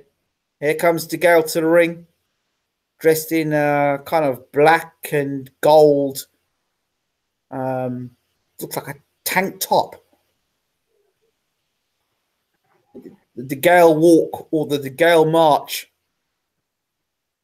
It says chunky on the back, but I was expecting to say Guinness. Oh, wait. He's got like a Guinness top. He seems to be more enthusiastic in his ring walk, so he could be motivated. We will see once the bell rings. Yeah, Degale wasn't totally impressed with my comments where it said that he looked like he was a shot fighter, and I said that Badu Jack took his soul from him. He wasn't impressed by those comments. In fact, he was very upset by those comments. But I can't lie. What I saw of James Degale that night didn't look good at all. It did not. It did not. But let's just forget about that fight and it's a new fight altogether now. Yes. Coming to the ring now. The IBF Super Middleweight Champion of the World, Caleb Truax. Seeing Tony there. I think it's Tony there holding up the belt. For those of you who were watching the Carson Jones documentary, it's not Tony. I think it looks like Tony holding the belt up. I'm not sure if it is Tony. Tony was the promoter or the manager for both Carson Jones and Caleb Truax. Truax wearing a woolly hat, yellow, and I don't know, it's kind of like bluish, grayish stripes on the hat. Walking to the ring, a bit more circumspect. But in the ring comes the IBF super middleweight champion of the world. Now, is he a fluke champion like some people believe, or is he the real deal? Now, I remember talking to Caleb when he came to the UK. And before he came to the UK, he said, we know how Degale fights. We studied Degale for a long time. We know how Degale fights. We know how we have to beat him. We put pressure on him. He doesn't like pressure. And the one thing I noticed is that when Truax landed the body shots, Degale didn't like it and he backed up straight away. That's when, in that 5th round, it started with a body shot. Degale backed up to the ropes, and that's when Truax was able to unload. Between the two fighters, I noticed that Truax was able to hurt Degale more than Degale was able to hurt Truax. Your thoughts, Michael? Yeah, this is what I meant by he just didn't have the spark there, the energy.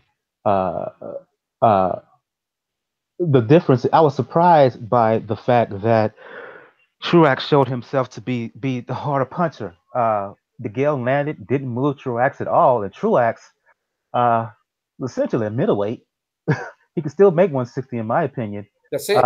Was able to get to Degale with shots to body and head. That's why I'm shaky about this pick.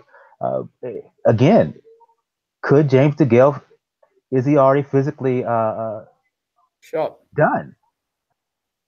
We're going to see after about 3 rounds if he hasn't caused the knockout sensation, Degale. If he hasn't knocked Caleb Truax out, we're going to see after 3-4 rounds what happens. Is he still able to move after 3-4 rounds? What's this canvas like? Is the canvas a heavy canvas? That's going to be key, because if he can't move, if he's unable to move around the ring because his legs are being sacked because of the canvas, it'll be interesting to see what Degale does. Can he fight in a situation like this where he's going to have to not move and be more stationary to conserve energy? And we know Degale's got a habit in the past of fading in fights and coming back late. So it'll be an interesting fight. Yes.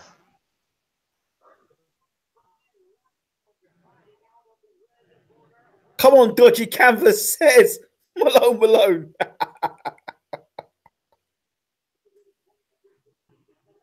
85 people in the room, 23 fights, 2 losses, 1 draw with 14 by KO. The former IBF super middleweight champion of the world, James Chunky Degale. Definitely looks like he's looking to move, Chunky.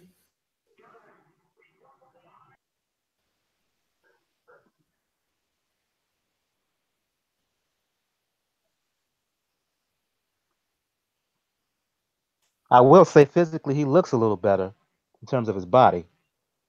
Okay. And there's this the shot of his sister, which you know is going to happen over and over during the fight. Well, Floyd Mayweather's one side of the arena and his sister's the other side of the arena. We hope. 29 fights, 3 losses, 2 draws, and 18 wins by KO. The man from Minnesota, the IBF super middleweight champion of the world, Caleb Truax. So I know that Caleb Truax does listen to our commentary. He listened to the Joshua fight and a few other fights he's listened to, and he's commented on the commentary before. He said it was like old school listening to it on radio. So there we are. The champion is ready. The challenger is ready. The officials are now getting out of the ring. I'm joined with Mike Wilson from Pound for Pound Boxing. He'll be doing our after every round, he'll be doing analysis. The referee is Robert Bird. And Degale is looking and smiling at Truax. looking to touch gloves. He's eager to go. He's ready to touch Truax gloves while the referee is talking about where the punch should be placed. He's touching gloves again and touches gloves again and touches gloves again. And here we go. This is it. The reach. Degale has a 3-inch reach advantage. All right, got half an inch in height. Truax is actually the older man by 2 years. Degale 32. He's the older man and he's the heavier man. Yeah, exactly. Bell's about the ring, round one. Commentary. Here we go. Degale setting in the ring, popping the jab to the body, and Truax on the back foot. Degale starting like he started the first fight, on the front foot. Just popping little jabs out. Degale.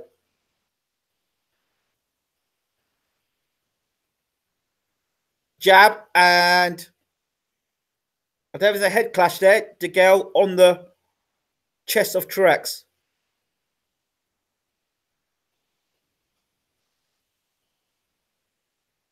Degale tries a straight left there. Truax digs a body shot in. Is it me or does Truax look a little bigger tonight? Interesting. Truax just popping out the jab. Staying tight.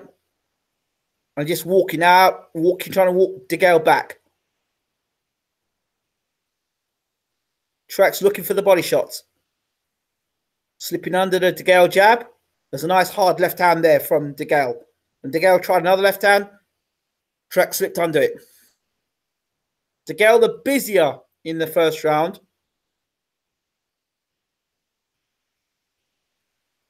But just flicking the jab at the moment.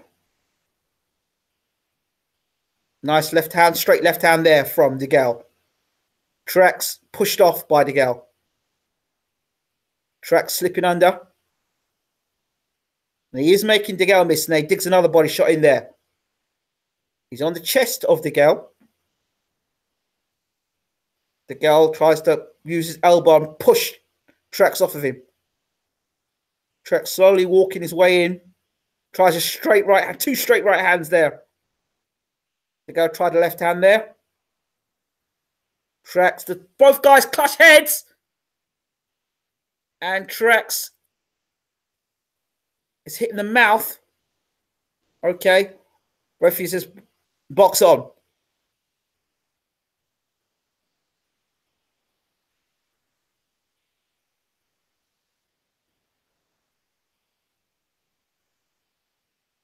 Truax slipping under the Degale left hand. Interesting. 2 straight right hands from Truax.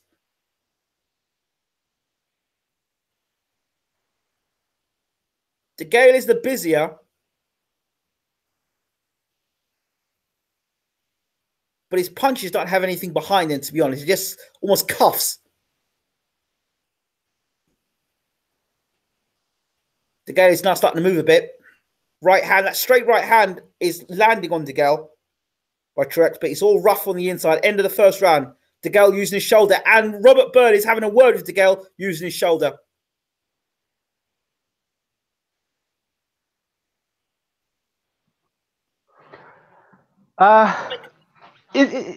Tough round to score.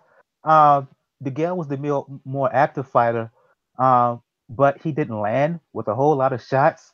But at the same time, Degale was fought much more positive, start to this fight, to this rematch than I saw in that first fight. Bit of a headbutt there. I didn't catch it at first. I'm catching it on the replay now. Yeah. Headbutt caught Truax in the mouth. I don't know if Truax is bleeding from the mouth or what, but he was affected. I give the edge slightly to Degale based on activity. On to round 2. Absolutely. You can see Truax is looking for the body shots, though. Do you notice how Truax is slipping the left hand and trying to slip inside? Did you see that? Yes. Yes. This is round 2. Degale again, using the right jab to keep Truax at bay. But Truax he's got a straight right hand there. He's using a bit of. Looking to land the body shots. Another straight right hand there from Truax. Two left hands there from Degale, but Truax has blocks the left hand. Truax now pushing inside, trying to work the body.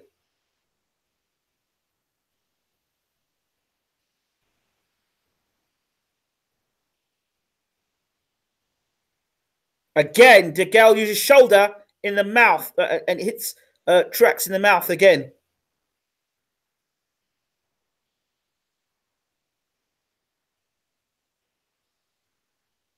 Referee tells them to box on. Degale tries the left hand there. Truax in close, digs to the body. But Degale is landing the big long left hand. He's trying to land on Truax. Truax is ducking under it. So he's seeing the left hand.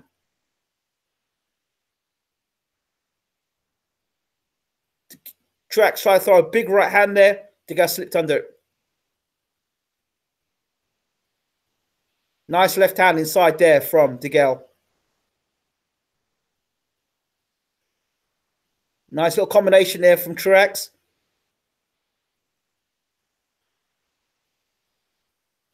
Truax still trying to walk on the inside. Truax looks like he's just trying to walk inside and land the body shots to Degale. Degale holding him up again, using the shoulder. I'm trying to rough Truax up on the inside. And here goes Truax now with a right hand on the inside now. Truax throws the uppercut. Now another one. Truax trying to get on the inside, just tapping Degale to the body when he's on the inside. Degale tries the left hand there. The Truax comes back to the right hand. It's a really messy fight, this second fight. With Truax using his head and Degale using his head too. Body shot inside there from Truax. Again, Truax missed. Degale missed with a long left hand. Good right hand there inside there from Truax on Degale. Degale takes it. First clean shot there from the champion. Left hook inside there. And there's heads clutching. It's all rough on the inside here.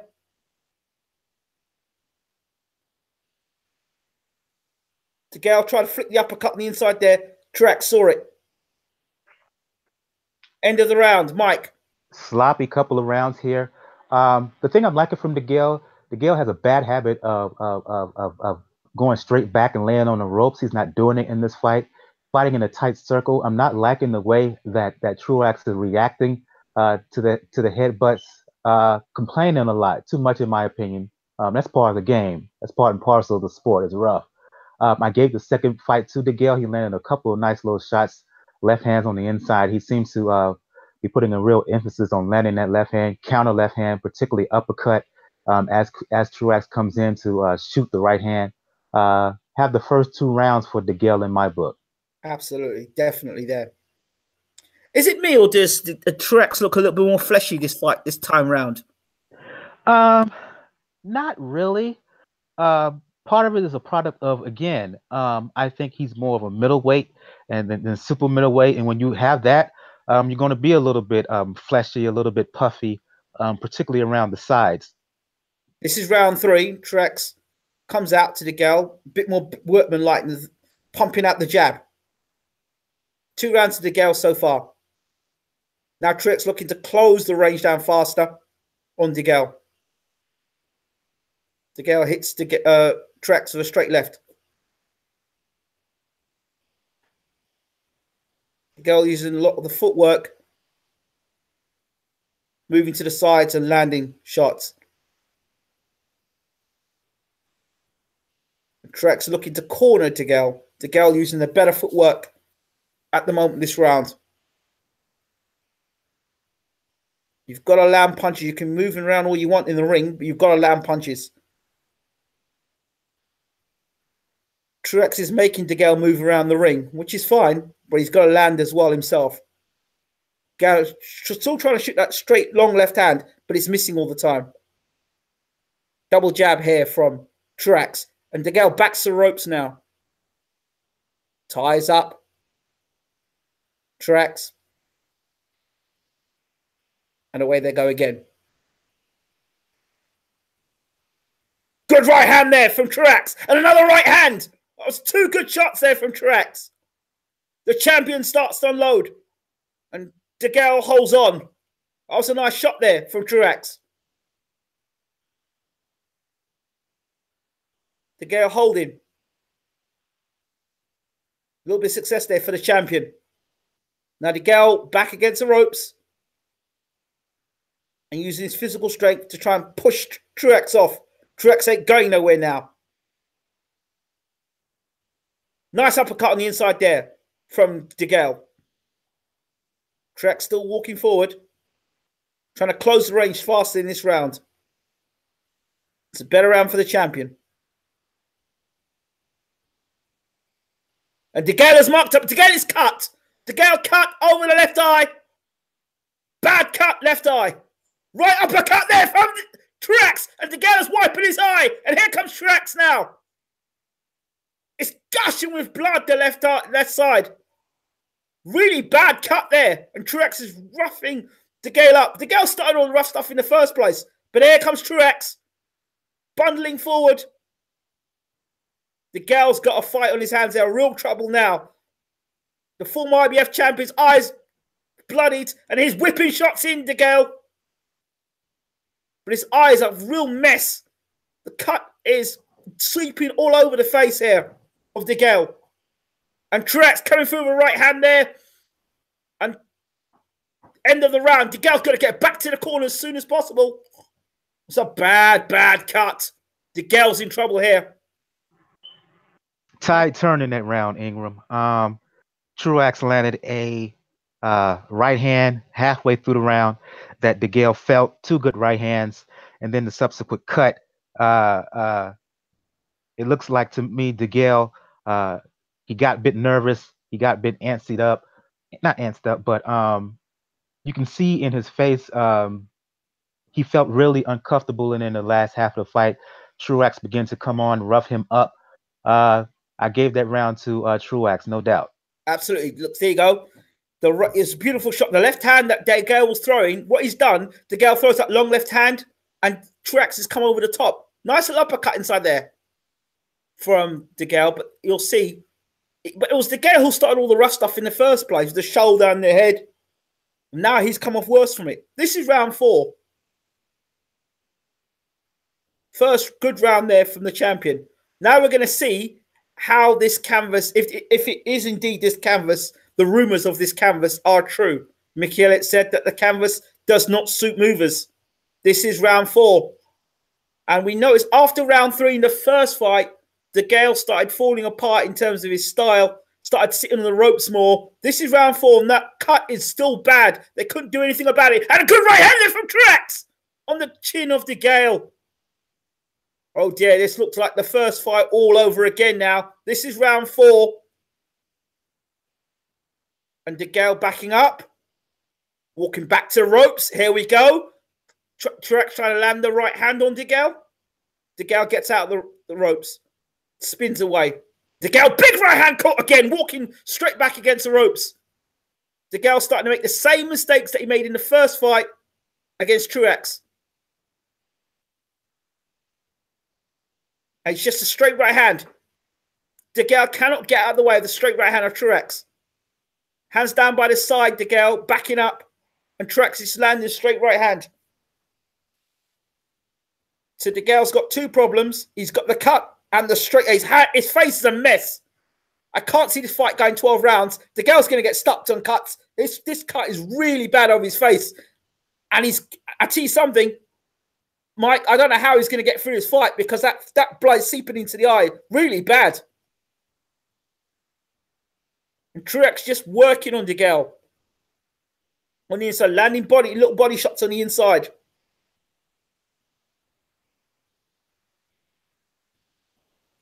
Degale tries a left hand there, straight left hand.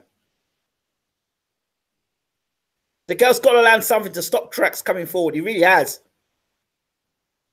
All roughing up on the inside. Truax suits Truax right to the ground now.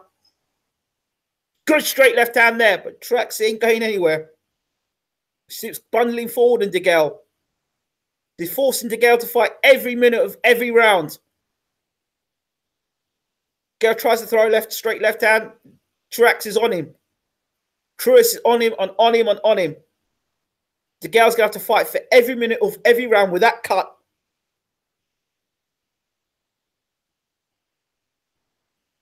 Good stuff from Degale. Just turned his man there.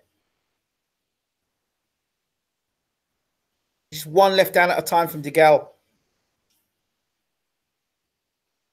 Again, Truax coming forward. Landing body shots.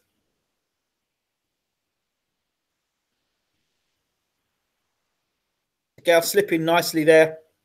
Ended around. Degale's face is a mess. The ghost of that first fight is starting to creep into Degale's head during the last 2 rounds, and the cut is not helping at all. He seems to be badly affected by it, while Truax is doing what he normally does. The same things that he did in the first fight to trouble Degale is working during the last 2 rounds. It's not looking for Degale. It's not looking good for Degale right now, particularly if they don't find a way to tame down that cut. Again, was the problems that we saw in the first fight with James Degale, we're starting to see during the last 2 rounds. Absolutely. The other thing I'm concerned about, again, we go back to that canvas, and Degale's movement. If Degale's movement stops in this fight, he's in big, big trouble. At the moment, he's been able to just turn Truax. This is round 5. And is it repeat or revenge for James Degale here? Truax coming forward. They say Truax takes about 4 or 5 rounds to warm up. This is the 5th round, and it was the 5th round the last time that Truax landed that corking uppercut and right hand. And from that point onwards, the fight turned. This is round 5. And Truax now just walking Degale down to the ropes. Straight right hand there from Truax.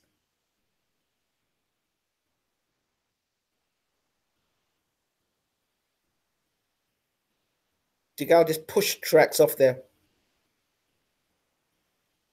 Degale is trying to box. Give him credit. He's trying to box Truax. But a combination of the cut and Truax's style is causing Degale problems. And what's causing Degale problems is not getting a breather to think. He's not getting a chance to plan where to put his next shot because Truax is on him. Right hands from Truax.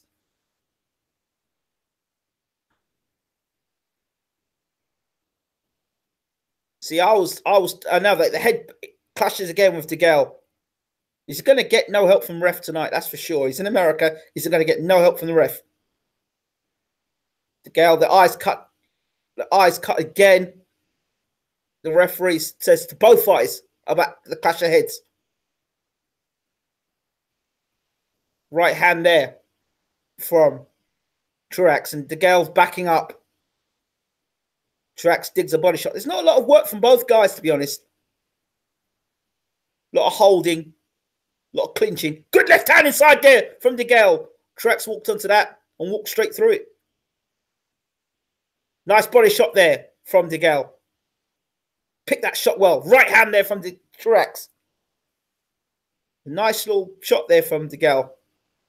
Truax walking Degale to ropes. Good right hand there again. Degale wiping the eye. Truax just walking his man down. But I tell you, Degale is getting the better of the exchanges on the outside. Shooting out the left hand. Walking. Ducking his head down. Then tying Truax up. Not allowing him to work.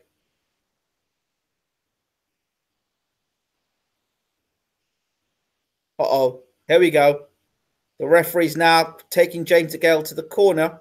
And what are they doing here? Jim McDonald's doing something. Putting the gum shield back in Degale's mouth. Okay, fair enough. Degale backs up towards the ropes. And here comes Truax. Right hands from Truax. Double right hand there from Truax. Degale against the ropes. End of the round. Degale complaining about his eye. Mike. Again, return to form, return to the first fight that we saw. One of the problems with Degale is his lack of jab, lack of a consistent jab. He could keep Truax at bay if he would employ the jab in this fight, single, double jab, and step around. But he's not, and as a result, Truax can walk right in with no resistance at all. And when he does that, uh, you see him roughing Degale up. And Degale also is not the greatest inside fighter anymore, not the greatest inside fighter. Um, so the two visible weaknesses of Degale, his lack of inside game and the lack of a consistent jab, showing itself once again. Absolutely. What do you think of Truax's work rate, though? He's not landing as many It's for the first fight. Degale is making it easier for him because of what he's not doing. What he's not doing, he's letting Truax walk straight in. He's moving. He's moving. Yes, Truax is doing a pretty decent job of cutting the ring off, but he's not super active in there. For me, it's what Degale is not doing. It's not what he's not doing in there. Not consistent with the jab, not consistent with the punches as they're going in there. Right, nice right hand by Truax there early in the sixth round. Yeah, hand there from Truax. But yeah, the lack of consistent jab here, the lack just it's what Degale is not doing. He's really making this fight easy for Truax. Proceed, Ingram. I was going to say, Mike, that Truax looks the puncher in there. What do you think, Mike? I don't think he's the puncher. He's just more consistent. You don't think Truax is the puncher in there, then? He's just roughing him up. He's the more physical guy. That's what we're saying. He's the more physical guy. Degale tries to rip two body shots in to Truax. Good left hand there from Degale. Nice uppercut inside there from Truax. Short one.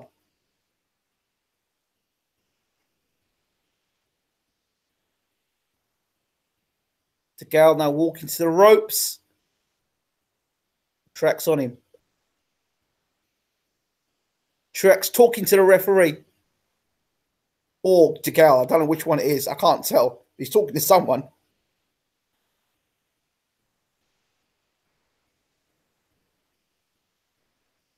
Nice little left uppercut inside there from Degale. Here goes Truax again to the body. Go. Touches his eyes again. He's looking up at the clock. Interesting. Is he starting to tire Degale for him to look up the clock like that?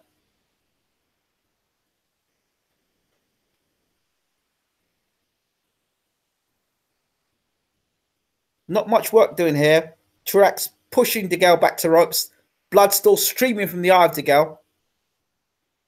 And Degale just uses his hand and forces Truax off, pushing his chin in the air. Wow. Nice left hand there from Degale.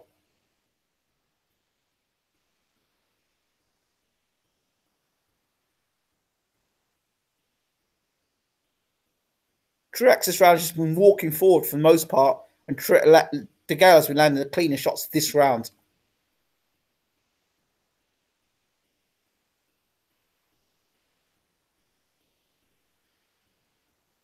Sloppy round again, though. End of the round. Mike. Neither guy did much of anything. You may have to lean to Truax because of his aggression and lack of activity from Degale. More holding and hitting, and more holding and pushing and than anything else. Neither guy did much of anything. But if you want to give it the round to a fighter, you have to give it to Truax. A nice right hand early in the round, and just sheer aggression on the part of Caleb Truax. Yep, absolutely. The only thing about Truax I don't like is that he's just walking forward. And the thing is that he is getting caught with the left hand of Degale. Do you notice that, Mike? But he can walk in right like that because Degale's not throwing enough punches to make him pay.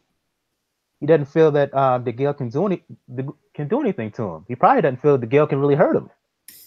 That's worrying signs if you're a James Degale supporter or James Degale himself. This is round 7. Can James Degale do something different? Pokes out the jab and then a straight left hand. I mean, he's got to be convincing. If he's going to take the title from Truax, he's got to be more convincing, Degale. Truax went a body shot there. Uses his shoulder. Some real roughhouse tactics tonight from both guys. Degale trying to wing in a big left hand there. Off the rope, on the ropes now, Degale.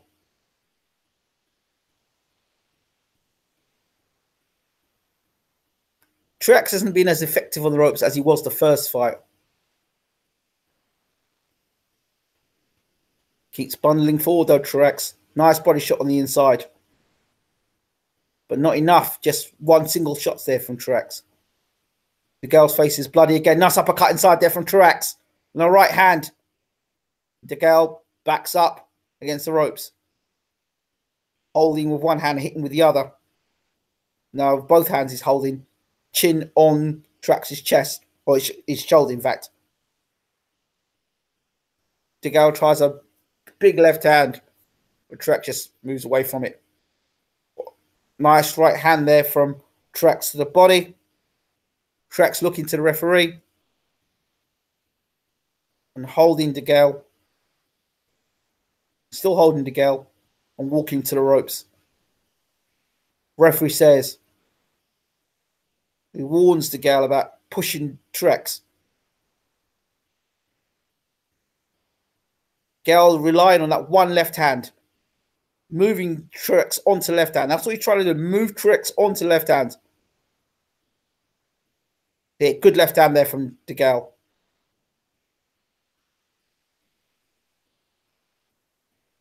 So he hit Truax on the left hand and then shift to the side. Again, Degale looking at the clock.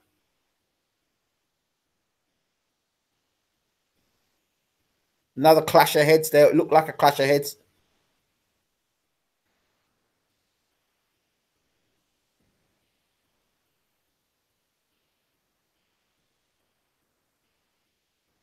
Truax, Degale ducked low.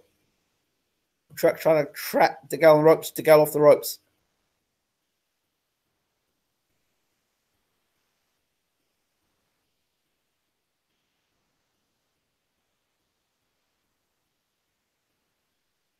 Not much action in this round. Now, Truax has got Degale against the ropes. What's he going to do? End of the round. Mike. I fear that Degale's going to be stopped late. The pace, the cut, he seems to be ultra worried about that. And I don't like where his mind is. He keeps looking up at the I don't know, it's the clock or maybe a screen showing the action or whatever. But I don't like how he's looking from a mental standpoint here. Lucky for him, Truax is not a natural super middleweight. Lucky for him, Truax is not a big puncher, or he would be in real trouble. He may be out of there by now. See Floyd, is it Floyd Mayweather Senior at the back there? I'm not sure. They just showed a shot of Spence. Spence. Yes, Spence as well. LB. This is round 8. Degale versus Truax. I would like to see some more urgency from Truax as champion. You're not going to see it. That's the way he fights. Same pace.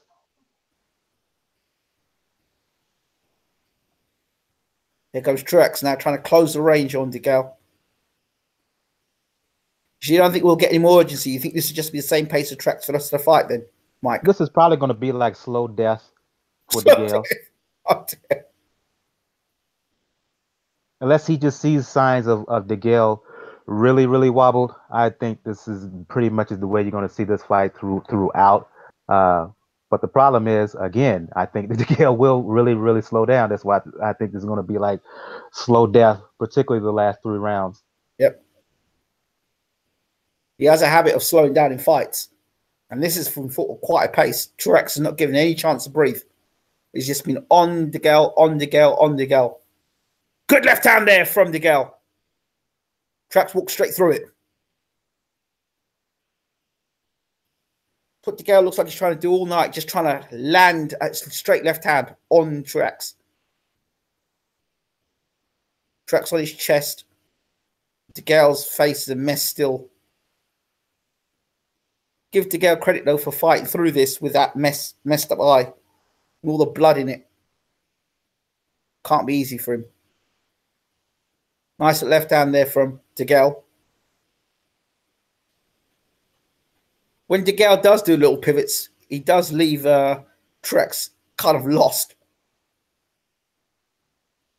But now you see him, now you don't. But the rest of the work that Degale does is very sloppy, very, very sloppy. Here goes Truax on the ropes now.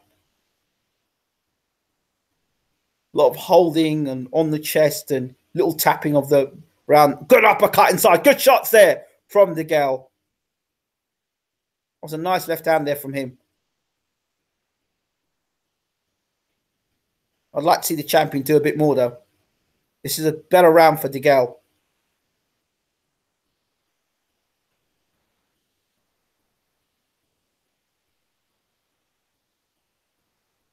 Truax has got to do more, though. This has been I'd give Degale this round so far.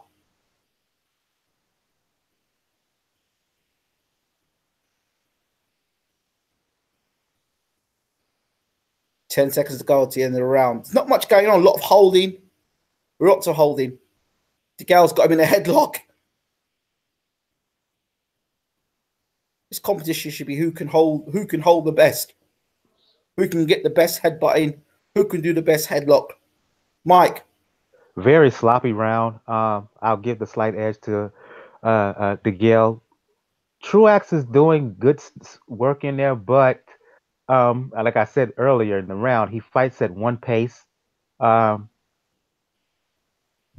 out-hustled him, in my opinion, to win that round. Physically draining fight, sloppy as I don't know what.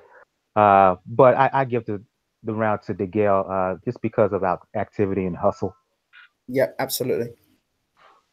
Not a great fight, though, is it? Oh, no, not at all. I think the first fight was better, to be honest. This is why I was saying that I wonder if Truax he fought his best fight in that first fight because I got him winning, but he has not fought as well in this rematch than he did in the first fight. Yeah, that's true. I agree with you. Or Degale hasn't allowed him to fight the same way. That's true. That's true. Degale has pivoted more in this fight. And when he's got to the ropes, Degale's not allowed him to work because he's tied him up on the inside. So Degale has watched the first fight and said, you know what? If I get myself against the ropes, I'm not going to allow this man to unload on me because I know what's going to happen. He's done a lot more holding in this fight.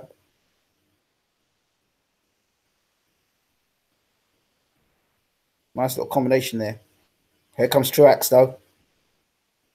At the start of round 9. Right. Smart move from Degale, tying Truax up. Not allowing Truax to work.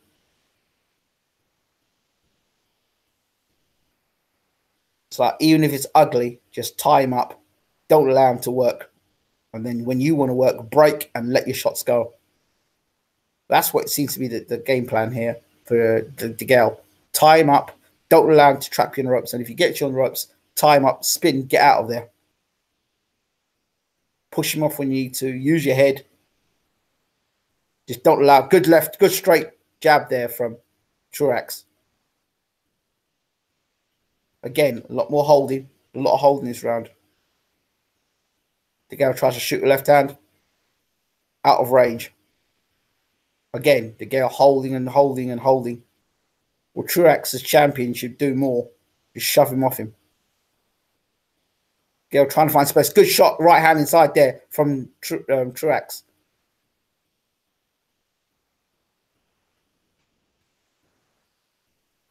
Truax still coming forward. Again, they're holding all the time. Holding, holding, holding.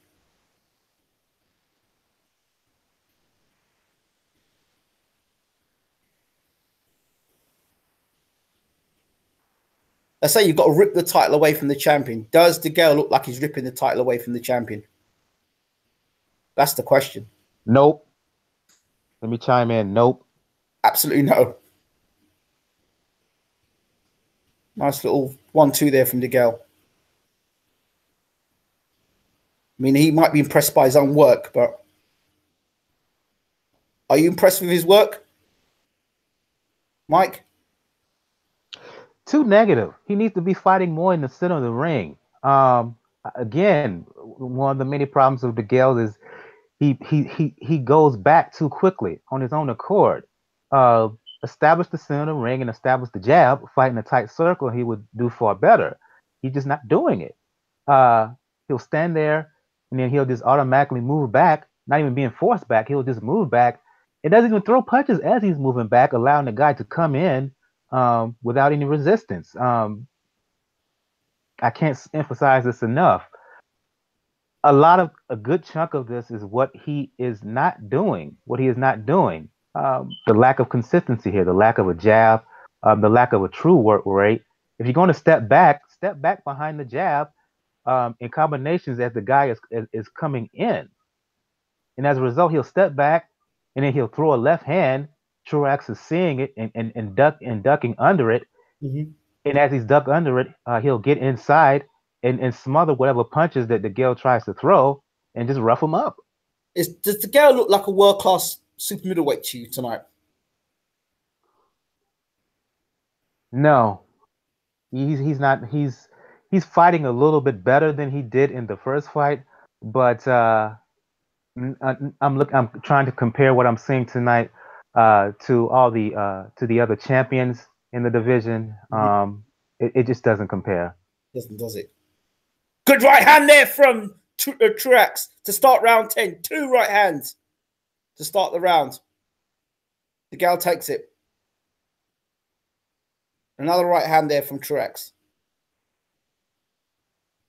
There is no willingness from the champion to actually rough up Degale. Say, you know what? Stop holding me. We're going to fight.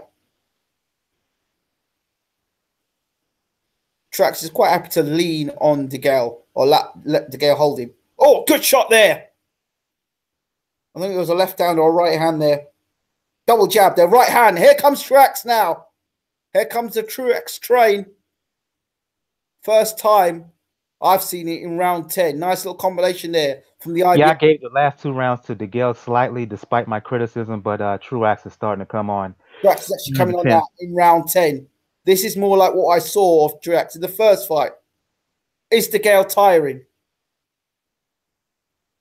Truax would know. Referee warns Degale for pushing him off, and Truax has got a bit more urgency about him in this round. Okay, now the referee. If the referee takes a point of hit, it could be very interesting. Truax is coming forward now in round 10. Is this where Degale starts to tire? Backpedaling Degale. Shooting out the jab, but backpedaling against the ropes. This is a Truax round so far. Double jab from Truax. Lands on the head of Degale. Nice uppercut on the inside there from Truax. He's winning this round. Landing the cleaner punches.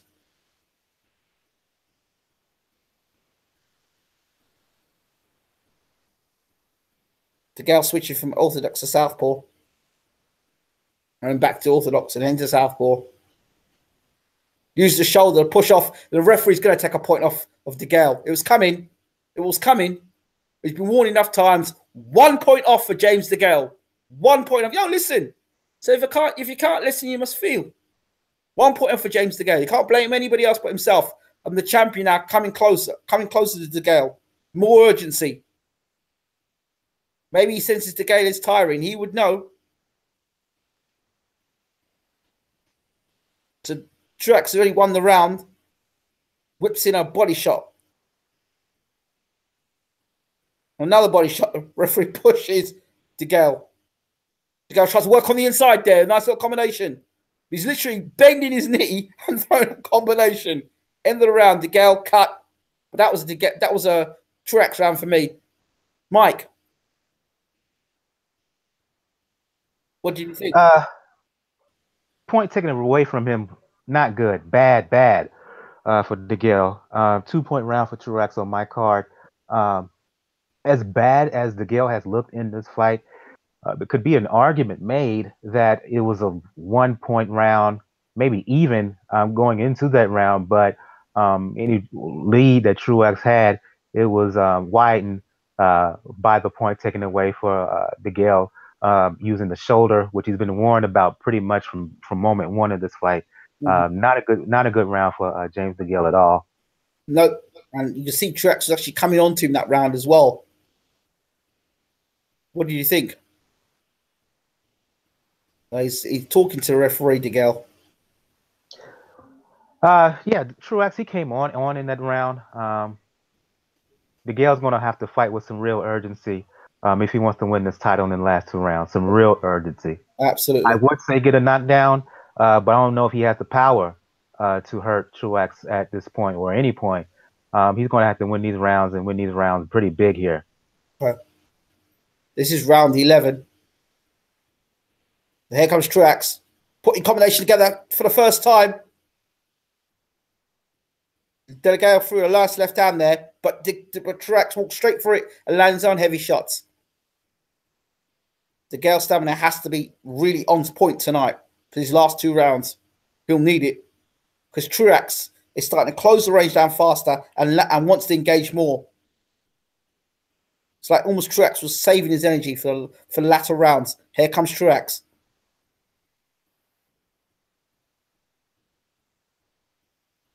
I don't know if it's a case of Degale tiring and Truax is grounding down to good uppercut inside there from Degale. Truax walked onto that.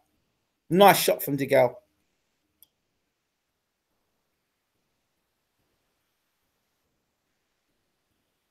I don't know if it's because Truax is Degale's tiring, or Truax has actually stepped on the gas. I can't tell which one it is yet.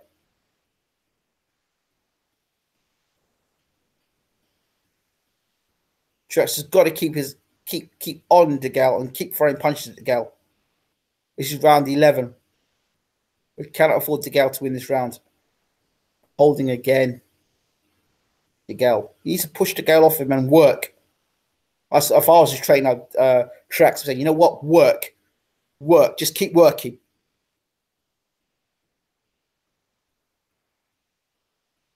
The two are in the middle of the ring wrestling. Truax trying to work. Right, throw 3 punches and hold.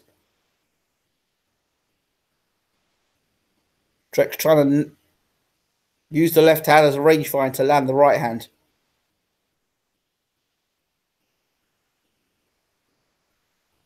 Nice right hand there from Truax. See what I mean? Look, Truax was right there in that moment, hands down, going back. All Degale had to do was throw some jabs, set up the left hand, and he's not doing it. He's not doing it. He's right there to be hit. Oh, Degale's blinking his eye. Blood's really sipping his eye there. Truax coming forward now. Right hand from Truax.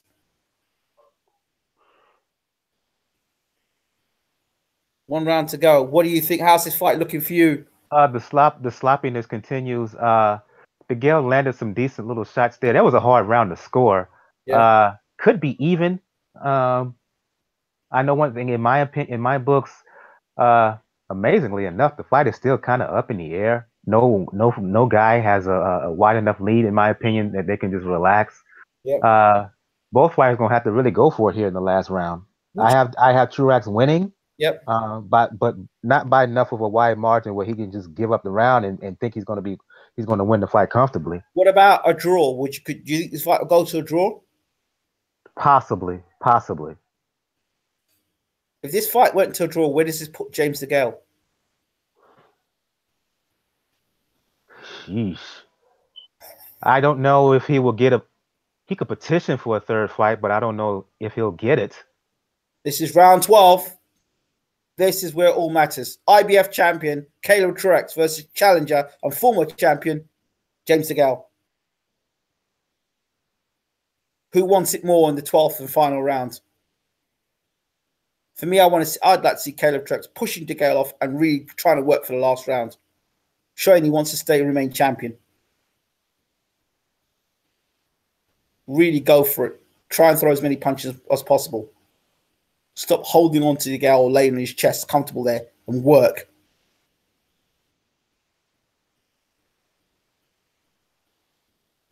Degale with left hand, nice little combination on the inside there from Degale. Right hand inside there from Truax.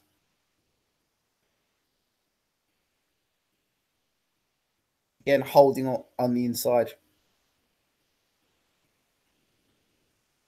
Truax just holding and hitting with one hand.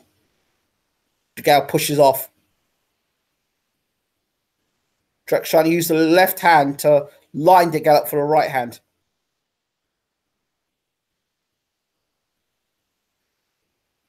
See Tony in the background there cheering Degale on in the background. Not Degale. Truax on in the background. Or Degale missed with a big left hand. 1 minute 30. And neither man has shown that they really want to win this belt. Degale, the former champion, trying to regain the title. And Truax, the current champion, just not doing enough work. Quite content to sit on Degale's chest. Really sloppy fight. Degale, blood pouring down the left eye. Degale trying to work now. Trying to wing punches in there. Sloppy, sloppy, sloppy work. And Tony's telling Caleb to push forward. Come on.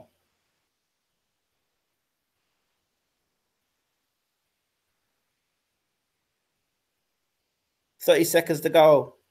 Is Caleb Truax going to hold on to the title, or is James Degale going to be once again IBF super middle?" As sloppy as this is, Degale's showing some real want to here. I got to give it to him. He's showing some real heart here in the last round. He is. He's fighting like he wants it. He is. Looking at the clock there, Degale. But I'd like to see more from the champion, though, to be honest. The champion's just quite happy to just hold. If the last round is the difference, then Degale, based on the last round, may get the fight. Yeah. Who do you think won the fight for you?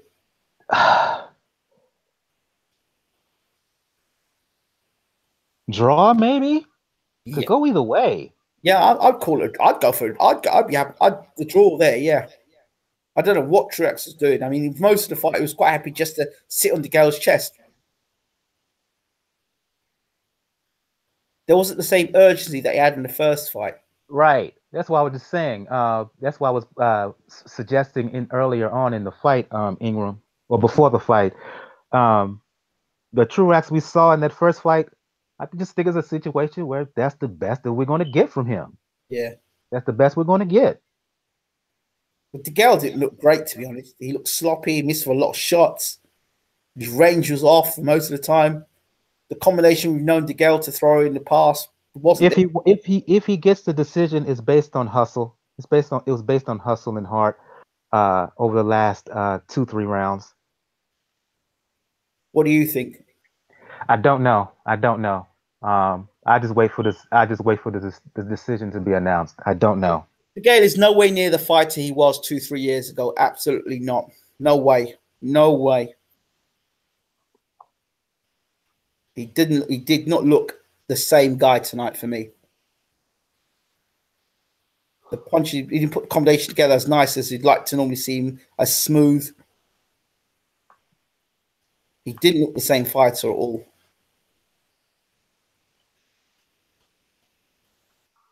Do you think Degale deserves to win the title? Well, if you want to go by the old adage that you have to take it from the champ, yeah, you have to really, really take it from the champ to win. Yeah. No, But if you want to be hyper technical in terms of scoring round here, round there, um, you can make an argument that Degale won. It just depends on your on Okay, how you view the fight. let's view from a political point of view. Whose face fits more? Who can they make more money with in the future, Degale or Truax? Degale maybe. There you go. Degale maybe. Well, he's got the fight with Groves. He can have. He can fights in the UK. The rate's going to announce the fight now. So we're going to fight. Unanimous decision. You can call the scores out, so I can't hear it. 117, 110.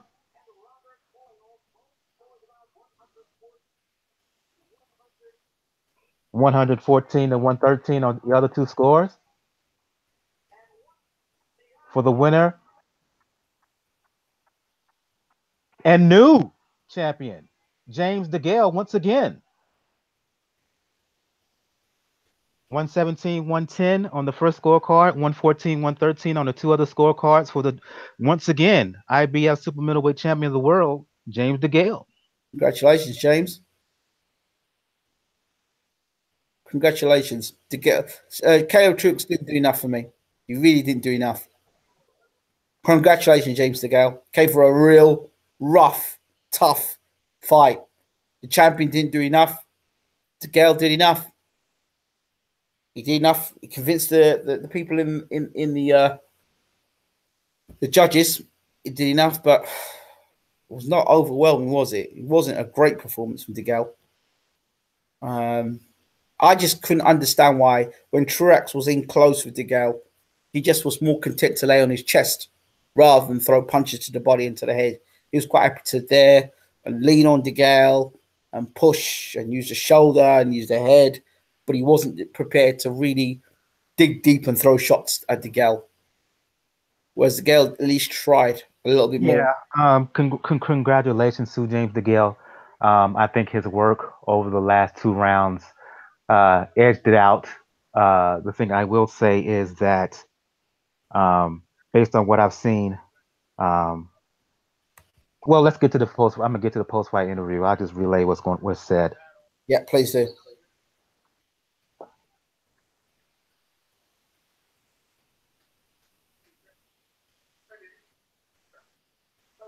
Degale's first off giving full credit to Caleb Truax and what he done in the fight.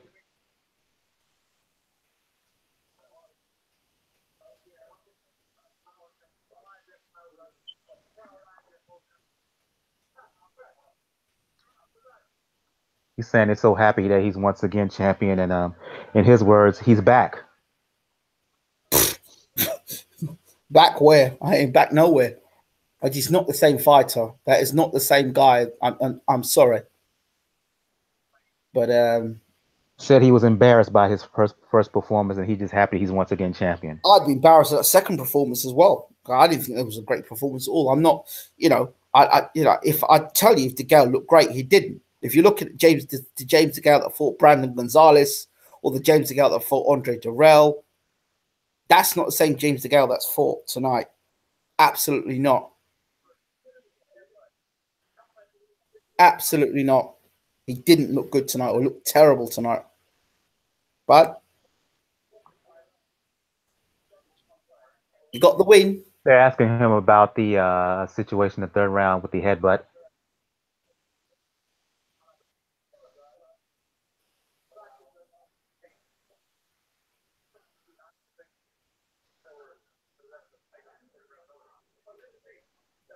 He's talking about how he couldn't see out the right eye from the third round on once it began bleeding. Mm-hmm. He said that's why he's explaining that's why he really couldn't land the punches that he really wanted to land because he couldn't see him. Had a hard time seeing Truax as he was coming in. Okay. Asked about a third fight. He says if the people want to see it, sure, why not? Let's do it again. A third fight. Well, I would have thought I would have seen a more hungrier Truax, but he didn't look as hungry as he did the first fight. And one of the things I've got to give credit to Degale for when he was on the ropes most of the time, he's either tying Truax up or he's spinning Truax. He wasn't allowing Truax to get the same sort of, even when Truax got that space, he was tying him up all the time. They asked Truax about did he feel he deserved the decision. Truax felt he won it. Truax is saying that he felt a little flat in the ring tonight. Yeah. Once again, emphasizing he felt he won the fight. He felt he had Degale fighting on the back foot all night long. How do you think Degale would go against Chris Eubank Jr. on that performance tonight? Oh, shit, both of them look bad. Hard to say because Chris Eubank Jr. he looked like a ranked amateur in there against Groves. Looked like he learned nothing from his loss to Billy Joe Saunders. Mm-hmm. And they asked Truax would he want a third fight. He was saying that he's saying absolutely. Well, Truax is going to discover in the morning when he wakes up the difference between a champion and a challenger. He'll know all that Showtime lights and all the attention he was getting as champion. He's going to find out when he gets up in the morning and he is without his belt that no more lights, camera, action, and he's now challenged all over again. And he'll wish that he'd put more work in. But commiserations to the champion.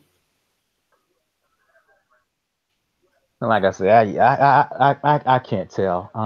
I would have called it a draw personally. I'm still thinking about your question about him and Eubank Jr. When you have to think about that, it tells you something, doesn't it? Yeah, because Eubank, could he be as effective as Truax was in either fight? I don't know. I don't know.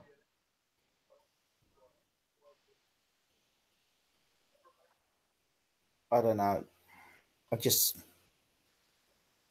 I don't know. I can't sit down and tell you or say Degale look great or Degale look. And they did a Twitter poll. They just releasing the Twitter poll on Showtime asking who they thought won the fights. 55-45 in favor of Degale. I believe I read it. Okay.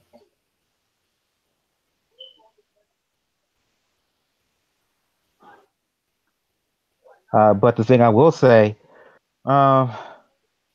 based on what I've seen from Degale, it's clearly a level below when it comes to the other champions, Benavidez, Groves, Zerto Ramirez. How does he do against Ramirez? Let me put it this way. Benavidez will run through Degale, what we've seen tonight. Yep. Groves would outbox him again. And Ramirez could outbox him or outfight him. Wow.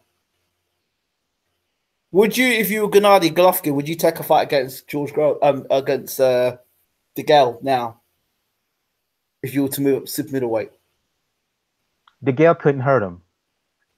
Degale doesn't have the greatest jab. Exactly. So Triple G would walk right in there and walk right through him. The lack of consistency, he would have Degale on the ropes all night long. Yep. Cuts off the ring a little bit better, hits a little harder than Truax. Better jab. Golovkin is a middleweight as well. Degale would be the naturally bigger guy, but based on what I've seen, I just couldn't see Degale beating Triple G. Yeah, not based on that performance tonight. It'd be interesting to see who makes this. Oh, he's got a fight with Taki for his first defense. Poor guy. His first defense, his mandatory would be Taki, wouldn't it? Uzkotegi. I think so. Let me look at the rankings. I believe there's no established number one guy. Uzkotegi is number 3 in the IBF. I think he's considered a mandatory. Yeah. How does he do against Degale?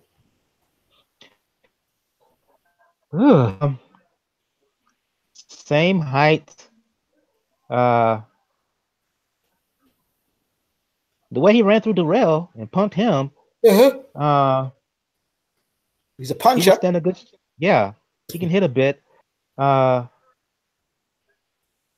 he I would stand remember. a good shot of beating DeGale. Yeah, It I would be a remember. good fight. It would be a good fight. It would be a good fight. Oh, yeah, he's the fresher man. I'm not going to give a definitive choice as the winner. Um, it would be a good fight. He would give DeGale some problems here because Mm-hmm. again the lack of consistency. I can't emphasize this enough. The fact that DeGale doesn't have a true jab, and the fact that he automatically wants to go back to the ropes and fight going back instead of fighting center ring. He has no mid range game. He has no mid range game, and that's going to pose problems for him against any really good super middleweight. Yeah, that's true. That's true. I'd just like to see Eubank and him fight just to see how it goes. Because I think at this Go ahead. minute, I think at this point in time, he's there for the taking. He really does look there for the taking, Degale.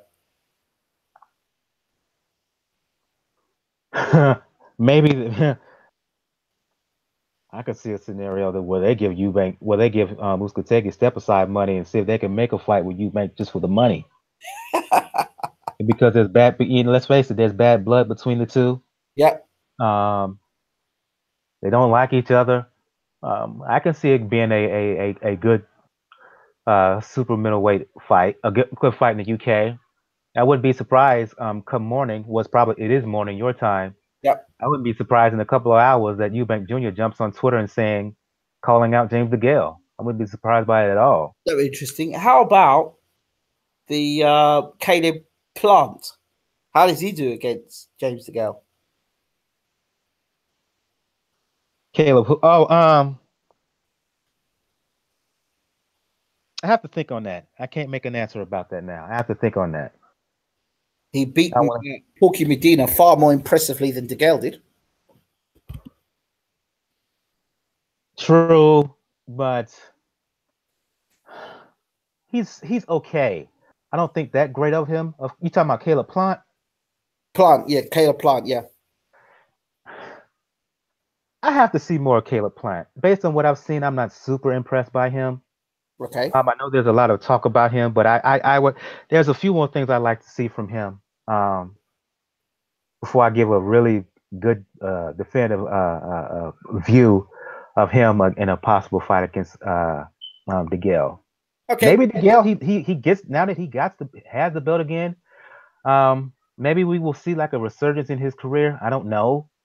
But it's really tough based on what we've just seen tonight, based on what we've seen from the first fight, because it seems to be an obvious deterioration there.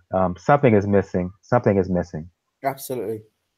I'd like to know what Paulie Malignaggi, if anything, had taught DeGale. I mean, the one thing I did notice is DeGale was tying up Truax more and spinning Truax more, and he was not allowing Truax to, for the most part, bully him.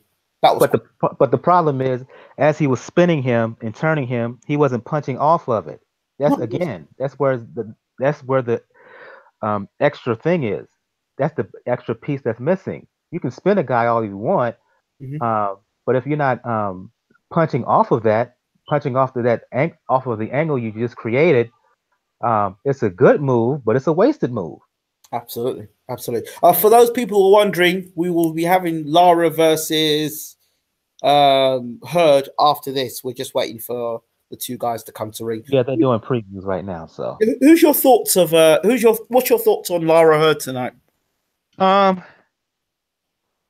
Depends on how much Hurd struggled to get down to where I keep saying that this dude is a monster physically at 154. I do not understand how in the world he makes the weight. In this fight, he made full pound under.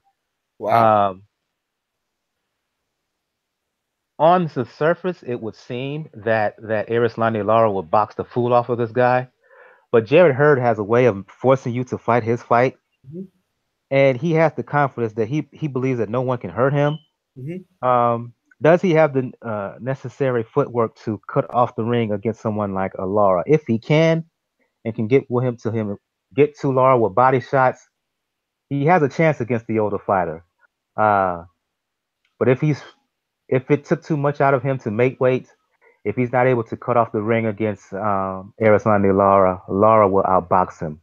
Yeah, I'm thinking right now that Hurd, because of his youth, um, can wear Lara down over time and possibly win by late stoppage. That's my pick. okay. But I can easily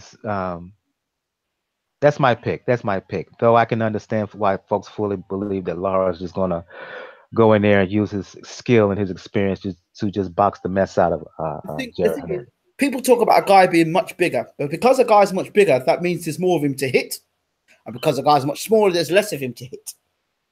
The other thing is that when a guy's that big, you always think to yourself, well, they must be struggling to make the weight. But although he's coming 4 pounds under the weight limit, which is impressive, the body work, what happens when Lara goes to the body consistently will be interesting. If he's willing to stand there and go to the body consistently, that's the thing. That's the thing. That's the thing. Who's got the? I don't know if he's willing to stand there and go to the body consistently. Once, especially if he feels the physical strength of this dude. Lara hasn't fought anybody that's big and this strong. Canelo. Possibly, possibly. You got to remember how long ago that was. Yes, that's true. That's true. And besides, that's could be clenbuterol, Canelo.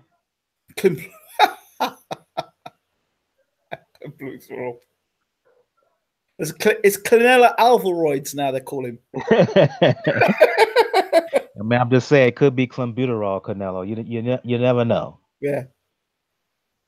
Canelo. Both fighters are making their ring walks now. Jared Hurd has entered the ring, and Arislandi Lara is making his ring walk as we speak. That what the WBA super welterweight champion, that top, or that looks like something that Mayweather would wear coming to the ring. Does it? It looks like a Mayweather thing, doesn't it? Yeah, yeah.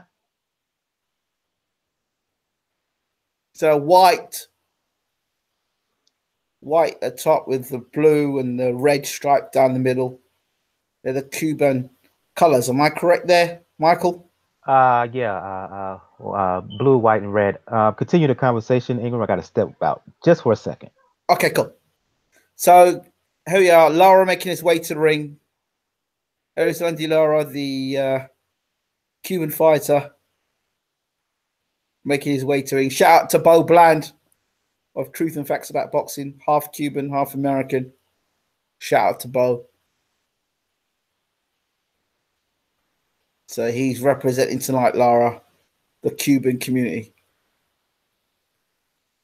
Arislandi Lara, the American dream.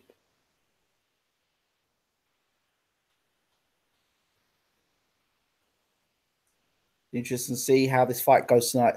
Significantly smaller in size. Let's just look at the 34 to 27, 1.75 to 180 in height, 69.62 for Lara, 69.39 for Hurd, 191 for reach for Lara, 198 for Hurd. So the bigger man. 21-0, 15 KOs, Hurd.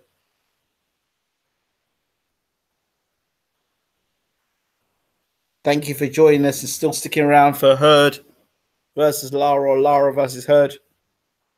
While the two fighters are being announced, give us your prediction of who you think is going to win the fight tonight. Adam Scott's picking Hurd. Tony G says Degale will look for one last payday and then bow out. Possibly. Jimmy Lennon Jr. doing the introductions.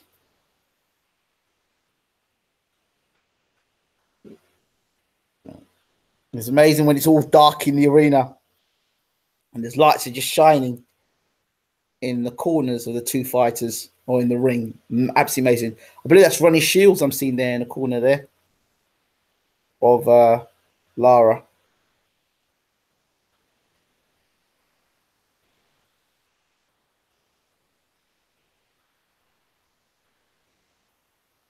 Jamar James says Lara. Okay, Jamar. Where are you from, Jamar? Judges, Burt Clements, Glenn Fieldman, and Dave Moretti. 2 from Nevada, 1 from Connecticut. Feldman from Connecticut. The other 2 gentlemen are from Nevada, USA. The referee for this fight is Kenny Bayless.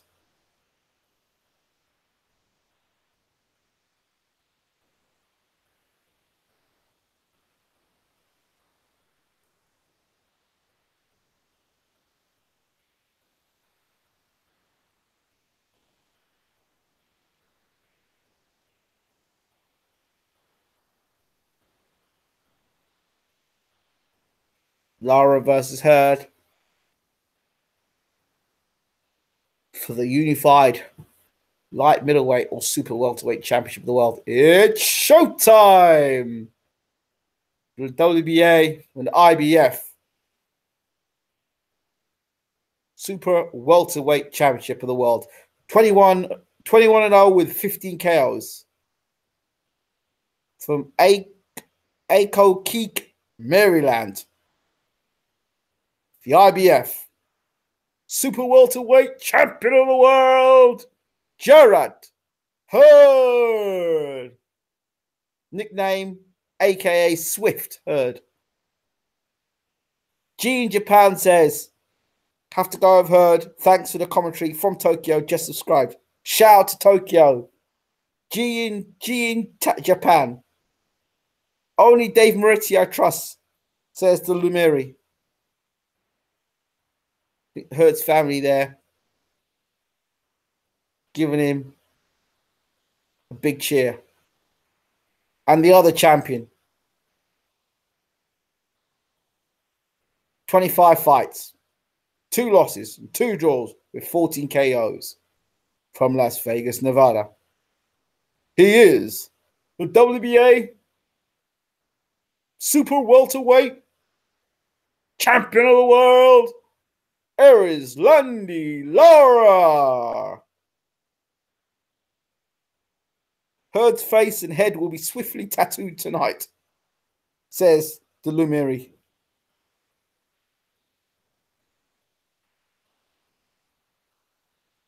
There we go.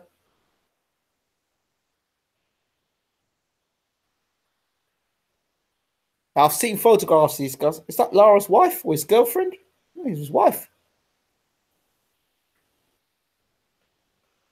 Here we go now. I want to see the size difference. I mean, I saw the size difference. Like, now we've seen them up close. Wow. They look like 2 different weight divisions.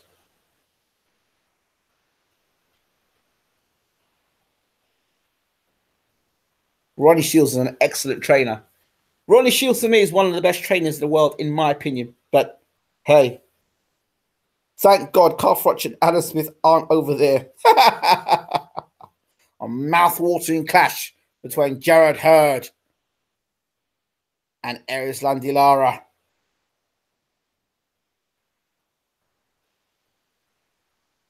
Here we go. It's round 1. Kenny Bayless says, let's go. And again, Lara, the much bigger man,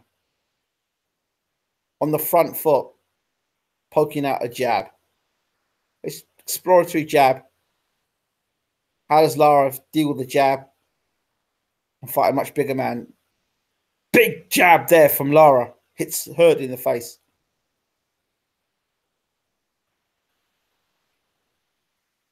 Again, Lara lands with a jab. Oh, and Hurd falls down. I think he threw a shot and fell over.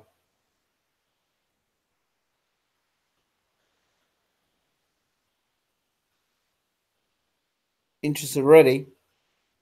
The Lara jab is landing. And a straight right hand there from Lara, straight left hand from Lara. Lara started well. Found a space for his left hand straight away in this fight.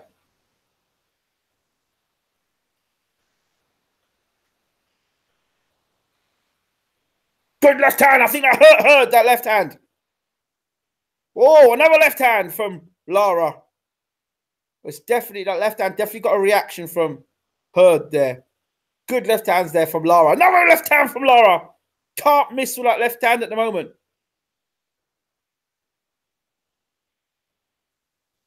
Hurd does look huge, but because he's huge, like I said in the pre-fight with Mike, because he's huge, there's more of him to hit and there's less of Lara to hit. So that's an advantage or disadvantage depending on how you look at it.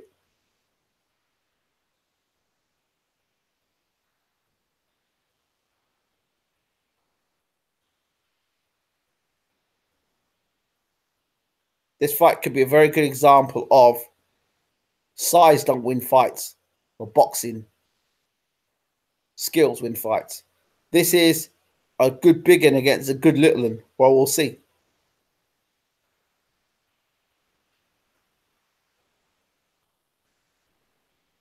Hurd trying to close the range and trying to bully Lara. Lara holds his ground. Nice body shot inside there from Lara. Straight left hand. Lara using the jab. And picking Hurd with body shots and head shots. Straight left hands to body and head. Lara just tucks up against the ropes.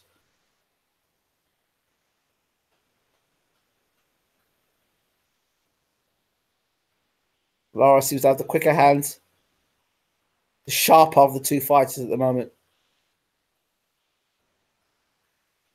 Definitely a first round to Lara.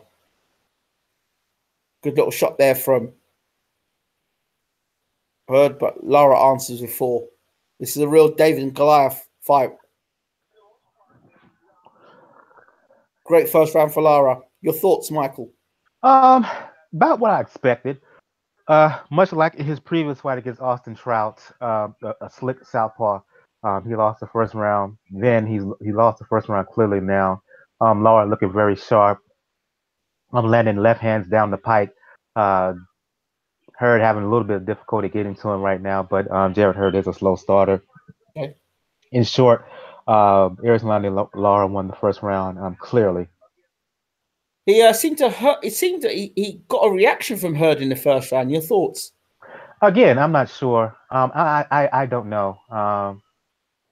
Hurd tends to be a bit of a slow starter, as I said before. He's susceptible to getting hit flush.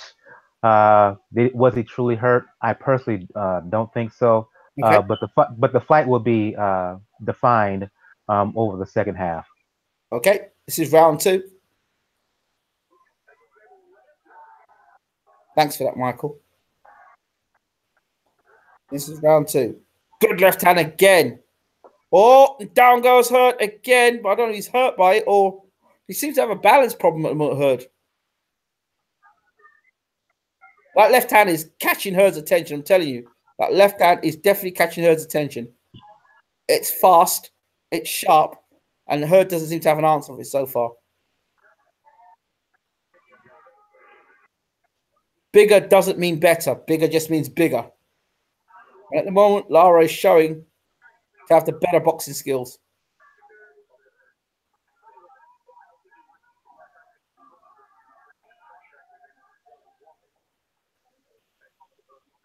Lara looks the better boxer to me by far.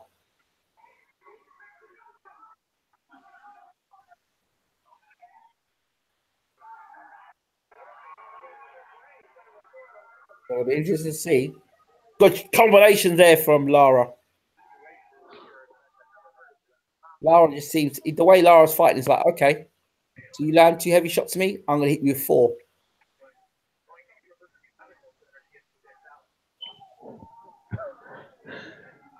Bit of an interesting note, excuse me for interrupting, Ingram. Yeah. Following the previous fight between Degale and Truax, both of them are headed to the hospital. And in kind of an interesting moment, both of them shared the same ambulance as they're heading to the hospital. So that's a bit of an update on the previous fight. Oh, Proceed. dear. Both fighters going to the hospital. Fantastic. Yes. This is a good fight here. Lara prepared to stand and trade with Hurd. And Hurd prepared to walk through what Lara's throwing. I would not advise that. Because his face is going to get tattooed and busted up. Hurd just looks sloppy for me. And Lara is landing good straight left hands. And every straight left hand that Lara lands, Hurd is just walking straight, trying to walk straight through it. Maybe Hurd thinks he can just physically bully Lara and slow him down. But Lara's landing shots to the body and to the head, straight left hands. And they're accurate as well. Hurd is clubbing punches as on Lara. Here comes Hurd now. And Lara stinging him with big left hands. And Hurd comes forward now, trying to bully and rough up Lara on the inside. Here comes Hurd. So I'm not having any of this. I'm just going to rough you up. I'm just going to use my physical strength and bully you. But Lara's not standing for it. He's just standing his ground and landing the left hand. End of the round. I'd give the round to Lara. I give the second round to Lara, but the thing I'm noticing here is that Jarrett Hurd is doing a really good job of cutting off the ring already. In the last 30 seconds of that round, he started to get to Arislandi Lara with punches. It will be interesting how Lara adjusts coming off the third round. What can he do to thwart this slowly moving but picking up steam train that is Jarrett Hurd, who you can see is starting to get warm in there. He's starting to pick things up. Yeah, he is. You see Jamil Charlo there? Yeah, they like to let their presence known. Both brothers. Hey, listen, they have to promote themselves because nobody else wants to promote them that way. So hey, good luck to them both. Nothing better than self-promotion, eh? This is round 3. Lara versus Hurd. An interesting fight. Hurd believes now he's going to just kind of rush forward and crowd Lara. Lara's hitting him with 3 and 4 left hands at a time, combinations.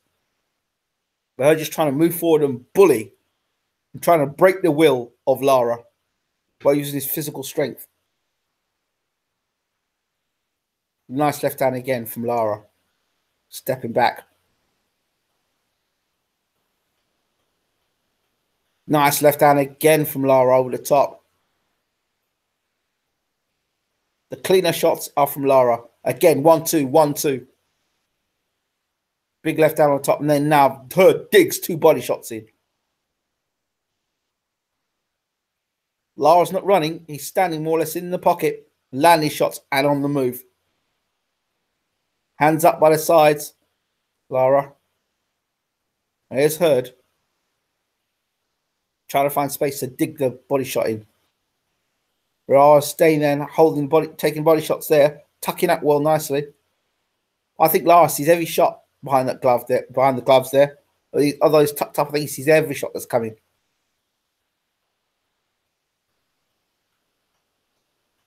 Nice. Left hand inside there. Hurd crowding Lara and cuffing him around on the inside, using his physical strength to try and bully Lara. Lara's not having it. I think he just signaled to the crowd there, or somebody in the crowd, as if say, I've got it under control. Don't worry about it. I know what I'm doing. Here comes Hurd. He's allowing Hurd to come forward and land shots him. He's just tucking up in close. He's not going anywhere. And then he throws sharp left hands on the inside. Nice uppercut inside there from Lara. It's interesting what Lara does. He spreads his leg apart. It's wide. Spreads his leg wide when he goes back to the ropes to get more leverage to land the left hand. Widens his stance. Almost Mayweather style when he goes back towards the ropes. Nice little combination there that pushes Lara back. Hurd now trying to still use that physical strength to bully Lara. The cleaner shots and the cleaner work is from Lara.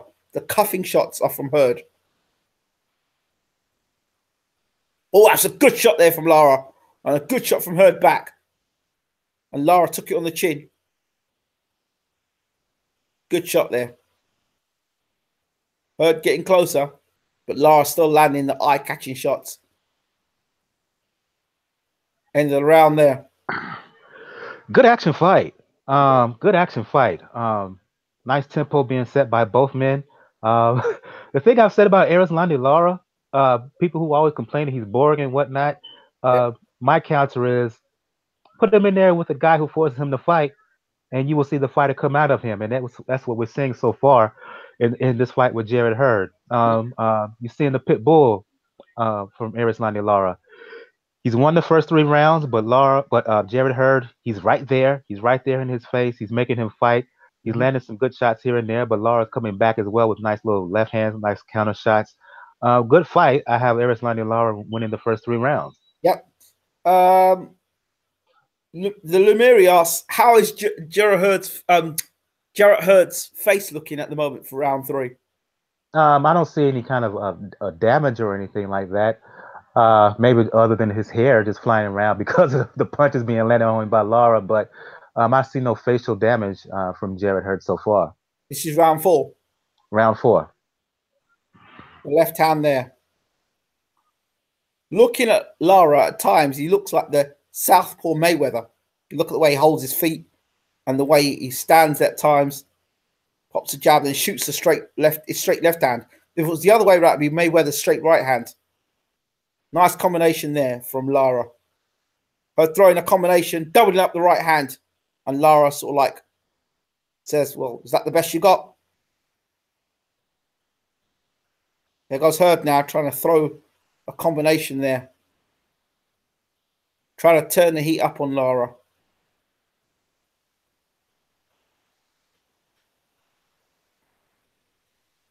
It's kind of funny. I look at Hurd and he reminds me a little bit of Shannon Briggs with her hairstyle. Oh, nice combination there from Hurd. From Hurd. Then back came Lara. Really stinging left hand. Can't keep taking those left hands all night long.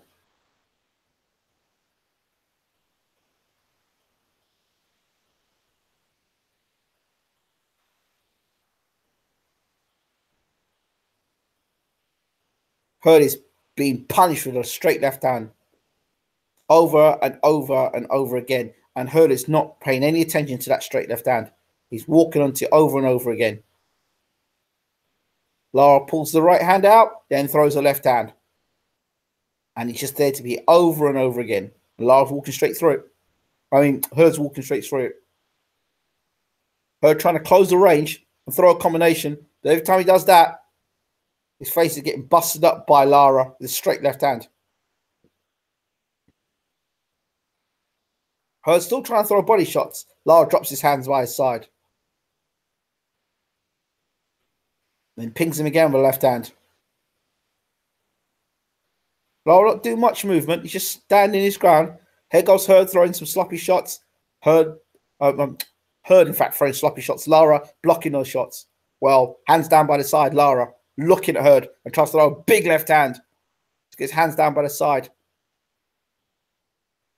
Throws the jab. Now Hurd, is he trying to wear Lara down? The physically bigger man. Oh, good combination there from Hurd. Is he breaking through to Lara in round 4? Lara fighting back here. Good clean work from Hurd there. Nice combination there from Lara. Another 1-2 from Lara. End of the round. Lara's round for me. Mike. I'm going to disagree. I gave that round to Jarrett Hurd. Okay. I thought he was more consistent. I thought he threw more punches. Okay. He does a very good. His awkwardness is very effective. Mm-hmm. He has this way of looking like he's leaning to the right. Yep. Almost in like a poor man's shoulder roll. Yep. But as he's doing that, he does that thinking his opponent thinks he's going to throw the right hand, but he shoots a left hook to the body or up top. Okay. He got to Erislandy Lara with that a couple times. Mm-hmm. And I think his work over the last 30, 45 seconds as well on Erislandy Lara, that pulled the round for me for Jarrett Hurd in my opinion. Okay. I was going to say that I felt that for Lara, some good shots there from Hurd, not discounting that, but I felt Lara was more consistent with the straight left hand, and he was catching Hurd all the time coming in with the straight left hand, and more quality shots were coming from Lara. So I guess that's a round we'll have to look back at afterwards. This is round 5, so you've got it 4-1 for Lara, correct, Mike? After 4, I have it 3-1. Yeah, 3-1. 3-1 for Arislandi Lara. That's correct. This is round 5.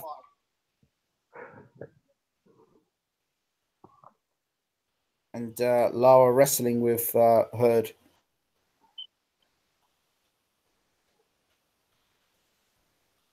Who landed more in the 4th? Lara. In my opinion, I felt Jared Hurd landed slightly a little bit more in the 4th. Just small, subtle shots that were not as showy, but I thought were very effective, particularly to the body. Okay, I thought Hurd was like a goalkeeper around for catching shots with his face, with the amount of left hands he was getting caught with. But there you go, left hand again from Lara as Hurd moves forward. Hurd is landing more shots, but a lot of the shots have been caught on the gloves and the arms of Lara. When Lara lands a left hand, it's straight on the chin or on the face or on the nose of Hurd. Nice body shots there from Lara. See, the shots are blocked from Hurd. A lot of them have been blocked by Lara. And then he'll come back, and those shots that Lara comes back with, Hurd is not blocking.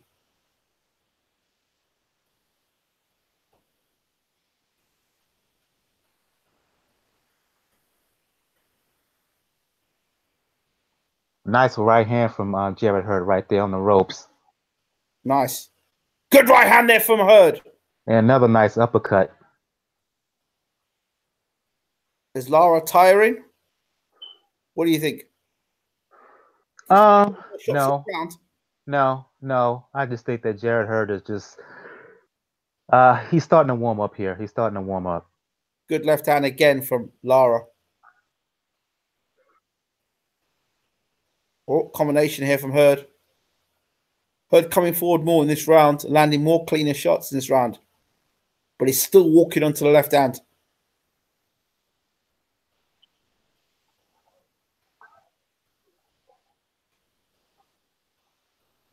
Nice combination there from Lara. And again, a 1-2. Lara slips those shots there and blocks them.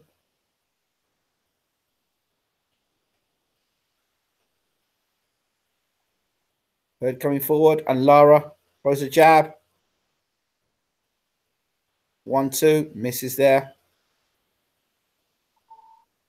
Hurd throws a combination, but Lara blocked that. End of the round. Who have you scored that round? Tough round to score. Hurd landed the bigger punches, but Lara landed more of them. Outside that moment where he hurt him with the right hand and the right uppercut, I may lean slightly to Arislandi Lara because he was more consistent during that round. Same here. A lot of Hurd shots are being blocked, though. A lot of his shots are being blocked. Some are getting through, but a lot of his shots are being blocked. And the left hand has always got a home with Lara. Every time he throws that left hand, he's catching Hurd with the left hand over and over and over again. That's a nice right hand there from Hurd. Showing the replay here. Over the top of the left hand. No, good stuff there from Hurd.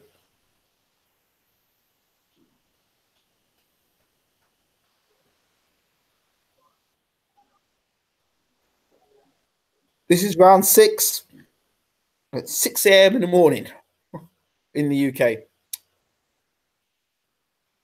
Hurd coming forward. Can Lara keep with this for the next 6 rounds? The much bigger, heavier man. It'd be interesting to see how much Hurd is weighing tonight. Good left hand there from Lara. How much do you think Hurd's weighing tonight, Mike? I didn't catch it. I didn't catch the actual weight. I had to step away for a quick moment, so I didn't catch the Jared Hurd's in the ring weight. He looks to me between a middleweight, I'd say like a super middleweight. What do you think? Oh, he looks a full division, if not 2 divisions bigger um, than Erislandy Lara. He looks like he could probably be high 60s, low 70s in that ring tonight. Yeah. Mary says, what's the head and face of Lara looking like now? He's clean. No cuts, no marks that I've seen. Nice jab. Yeah. Nice 1-2 from Lara.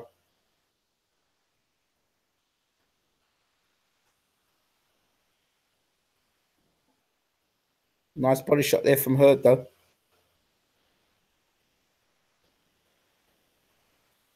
Nice little uppercuts inside there. But Lara's just tucking up there nicely. The Hurd shots.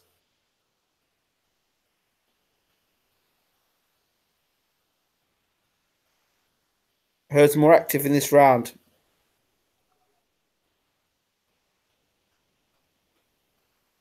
Throwing more punches. Nice left hand. Oh, beautiful shot there. He Hurd there with that shot. Great shot there, Lara. Stunned him. Nice body shot there from Hurd back, though.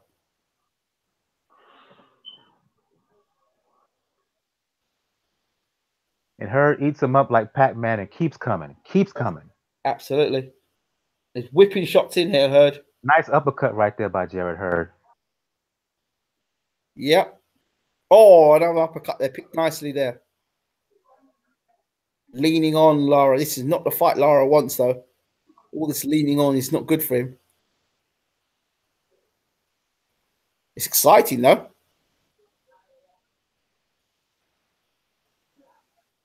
Hurd using one hand inside to land shots. He's tiring out the smaller man by using his physical presence. I give that 6th round to Erislandy Lara. Is that his missus, his wife, his girlfriend? Wife. Wife? Okay.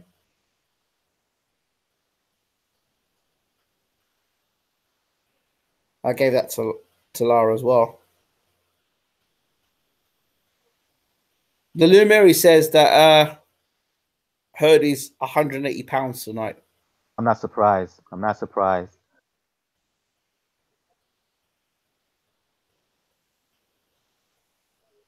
Beautiful shot there from Lara. Absolutely beautiful shot. I had Lara winning round as well. But again.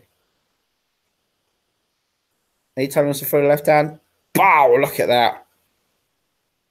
He can hit Hurd with a straight left hand. He can throw the left uppercut when he wants to. Because Hurd's got no block. He's not blocking it. There's Hurd now on the ropes using one hand to the body and the other hand to hold. This is round 7, I believe. Or a 12-rounder. For the unified super welterweight championships of the world. WBA and IBF titles. Or junior middleweight. Whichever one you prefer.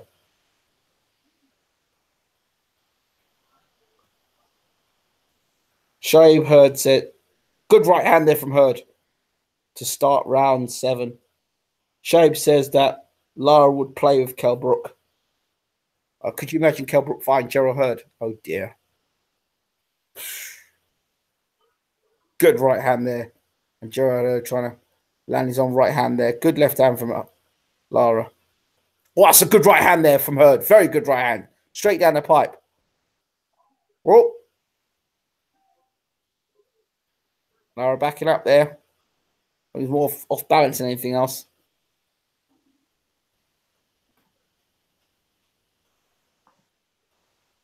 Not much action. Both guys looking at one another.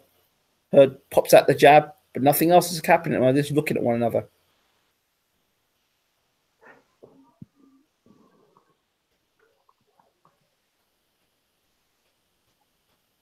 Jab from Lara, jab from Hurd.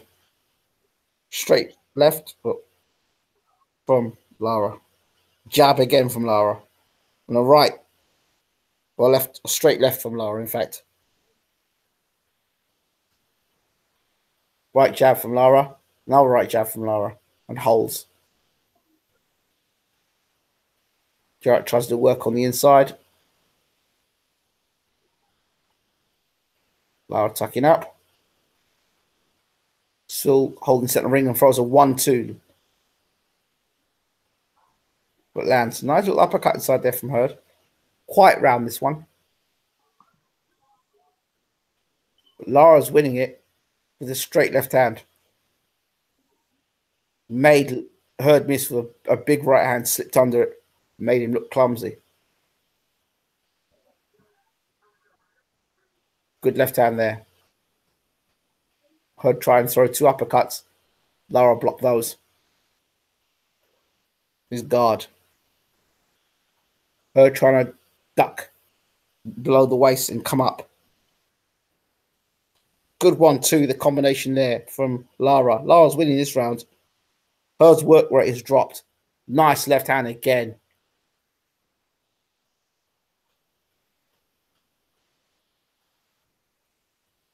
This is a good round from Lara. Hurd looks like he's tiring. Combination from Lara. Oh, good shot there. End of the round. That was a Lara round for me. What about you? Arguably, Erislandy Lara's best round of the fight. I want to note this. Notice the difference between what we're seeing from Lara tonight, right now, and what we saw from Degale in the fight with Truax. Lara is a true professional. Notice how he implores the jab consistently. Notice in this round how he didn't languish on the ropes. He fought in a tight circle. He made Jarrett Hurd pay for just walking in blindly. He kept turning him, and as he turned him, he threw punches and landed punches. The accuracy, he uses his eyes. Degale doesn't do that.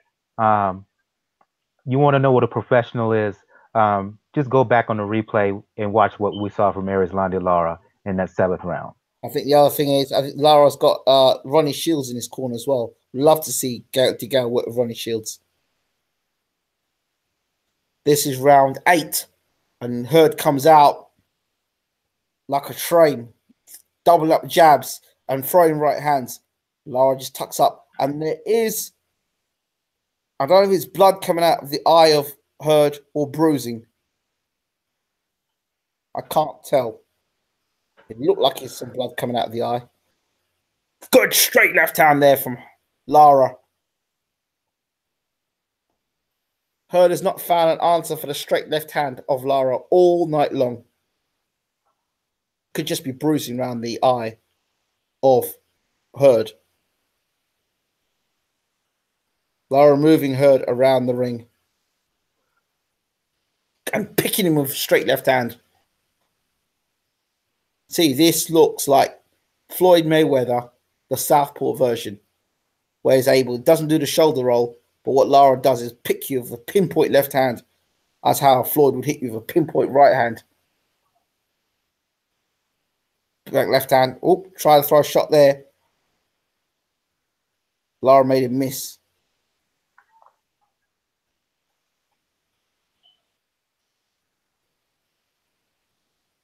Nice jab there from Hurd. But again, he's been punished with a straight left hand. Again.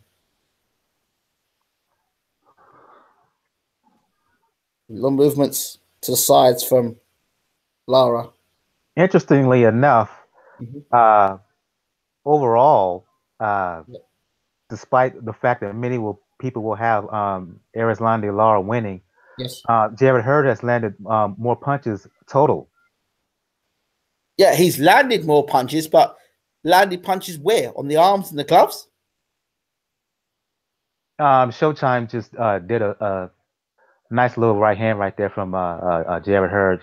Just showed a stat of the total punches landed, and Jarrett Hurd has landed 5 more punches in the fight in terms of clean punches. That's interesting. I thought Lara was landing a straight left hand all night long, and Hurd's not found a reply to it yet, or a block or anything. That's why I was mentioning about the subtle body work that Jarrett Hurd is doing. Nice left hand. But right hand back from Hurd. He's just looking to bully Lara with physical strength.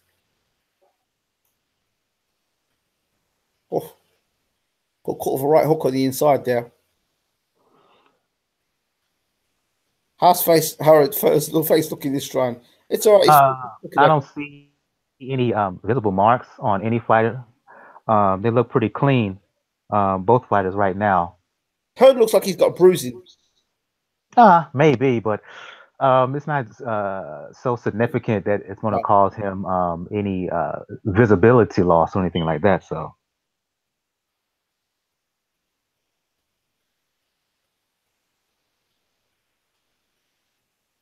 Robbery's in the making with us, statistics, says Jamar James. What do you think, Michael? I don't know. Stats can be deceiving sometimes. It doesn't tell the total story. Yeah. Though they threw that stat up, you have to really sit there objectively and watch how the fight is going. Close competitive fight right now. I have Lara leading, but this is close and competitive. It's true, absolutely. I've got Lara leading as well. How many rounds you got Lara up by? 8 rounds. I have it 5-3 for Lara. Yep.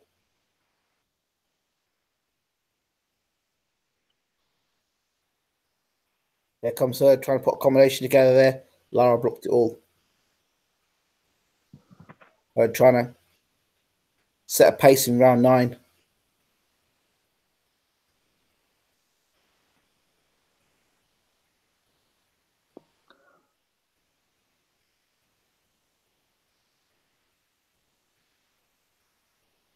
Good straight left hand again. And then round the side from Lara. Now a big left hand there. Straight down the pipe. Like to see Lara do more body work though to Hurd. I really would. Slow him right down. Take the wind out of his sails. That's what Lara's doing, digging them body shots in. Not Lara, Hurd is digging body shots. Problem is that Jared Hurd has those long arms. Yep. So it may be a little bit difficult for Erislandy Lara to get through with good, clean shots to the body. Mm-hmm. Good little spell there from. That's what he's in the inside. He keeps his arm. Does a nice job of keeping his arms tucked. Jared Hurd. They're going to give Lara lots of credit. He's standing toe to toe with a much bigger man. He ain't going though. He's just tucking up tight, while Hurd explosive punches and forces Lara back. Lara's just standing there, tucking up tight. Nice little effective work over the last 30 seconds or so by Jared Hurd. He's gotten to Lara with shots. Yep. Particularly uppercuts, right uppercuts and right hands. Yep. Hurd has got a breakthrough round here. It looks. Because Hurd's really put it on Lara for the last 30 seconds for sure. He's winning this round for me on just sheer work rate. Trying to grind Lara down with body shots and headshots. In terms of work rate this round, he's outworking Lara for sure. Could be a key point of the fight here. Nice left hand there from Lara, though. In terms of work rate, this is a big round for Jared Hurd. What do you say, Mike? Best round of the fight so far for Jared Hurd, in my opinion. Absolutely. He's walking down Erislandy Lara. Lara's showing heart for staying there. Yes. Fighting with him. But Jared Hurd, particularly with the right hand uppercut to the head and body, did some real nice work in there. Yep. End of the round. That was a Hurd round for me. Mike? I gave the round to Jared Hurd. Yeah. Hurd's got to fight that for the next 3 rounds. What do you think? He has to fight like that. That's his style. He's a second half fighter. He slowly wears you down with strength and power and activity. He has to fight this way. What would you advise Lara to do now in the last 3 rounds? It's tough because of the punishment he's been dealing with. I would advise him to if he can, and if he has the energy, get back to establishing the jab. Get back to fighting center of the ring, mid range out, constantly turning him with shots, landing slow, as many punches as you can. It doesn't have to be big shots, but enough shots to keep Hurd at bay, keep his attention. Right now, he's not doing that because Jared Hurd, he came out the room in the 10th, Yep. landed a solid right hand. And he's coming on right now. Nice little uppercut by Jared Hurd. He has to get back to that jab. He has to get back to that jab, Arislandi Lara. This is round 10. And stay off the ropes. Stay off the ropes. Yeah, absolutely. Lara talking to the referee. Her trying to rough up Lara. I think I saw him for 3 right uppercuts in a row there, which Lara blocked.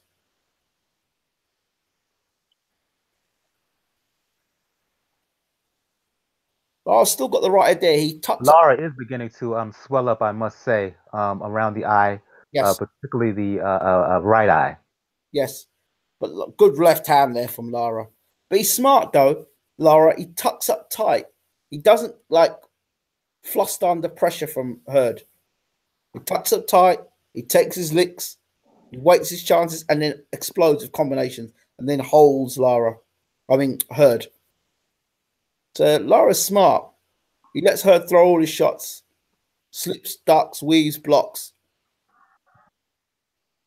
Absorbs and then unloads his own straight left hand.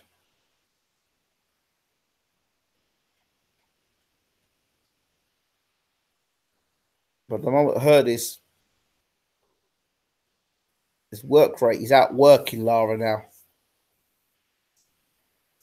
Last round outworked him, and this round looks like he's outworking him as well. There's 4 uppercuts he threw there. Not much power on them, but there were 4 uppercuts there from Hurd on the inside. 4 more uppercuts on the inside. Try a big left, right hand there. Got nailed with a left hand. Another big left hand from Lara there.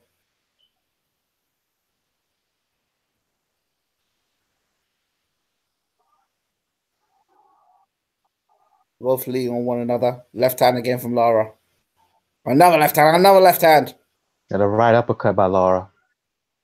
Oh, another. Yes, beautiful shot there from Lara. Lara coming back well in this round.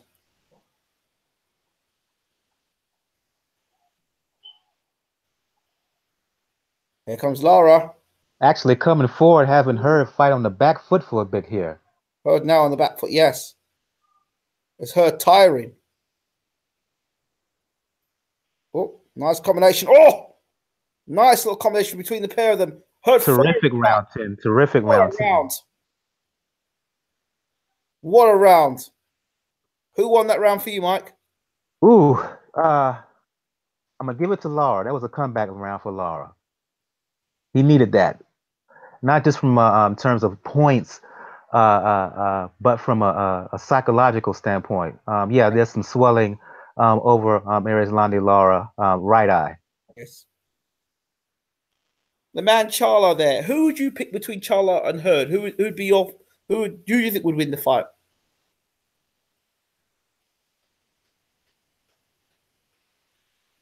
We hadn't seen Jamal. I can't remember Jamel or Jamal. In this in a tough physical fight. Not against a guy this big. In theory, you would give him a good shot against Hurd because he's bigger than Arislandi Lara. A good skilled boxer with power. But it would be interesting if if Jared Hurd were able to rough him up. How is Charlo's bite bigger than his bark? Does he have real bottle? Nice. You know what I mean? I think he hurt Hurd there in round 11. Lara. Hurd just stood still for the moment there. As Lara, he's right back. He's right back. Hurd is right back. Hurd comes right back there. Whoa. What a start for round 11 here. How demoralizing is it for a bigger man to have a smaller man stay on your chest and still hit you back with shots and still be there in round 11? That must be demoralizing for Hurd. To be a much bigger man, but still to be getting countered with left hands all night long. But again, as I said earlier, he's bringing the pit bull out of Erislandy Lara. That's what we're seeing here. So yeah, you asked that question. My response is, oh, good right hand right there from Jarrett Hurd. Yep. My thing is here, you got to give credit to the guy he's fighting. Yep, absolutely.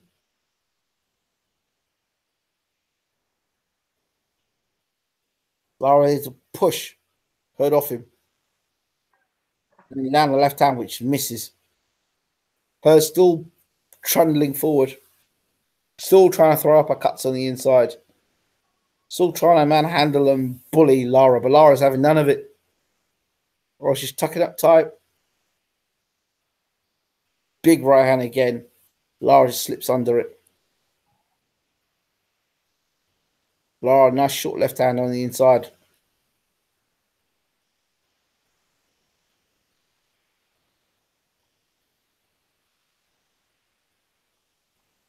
Two hold on the inside. Good 1-2 there on the inside. Nice uppercut inside there from Hurd. Good straight left down. Straight down the pipe again from Lara. Another left-right combination. Left-right combination. Uppercut there from Lara. Wow. What an 11th round this is. Lara just tucking up. Backing up to the ropes. And Hurd leaning on the back of Lara. That's tiring. Hurd back on landing body shots. Lara's tucked up nicely. Nice and compact, Lara. Doesn't waste a lot of punches. Nice left hand by Erislandy Lara to close out the round. Counter left hand. Oh, big left hand there, Lara.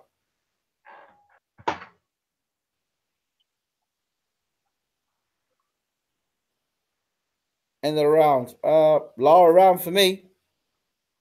Mike? Close. I could make an argument that's even. Okay. Who do you think landed the more telling shots in the round? Given that left hand that Lara landed at the end of the round, maybe him. But again, it's the subtle work of Jarrett Hurd. He's landed a lot of nice subtle shots. Not all of them are hard. Ooh, replay again. Straight counter left hand. Look at this. From Lara. Lara. Got to give the round to Lara. Better, cleaner work. More eye-catching punches. Yeah, it's what the judges have seen, really.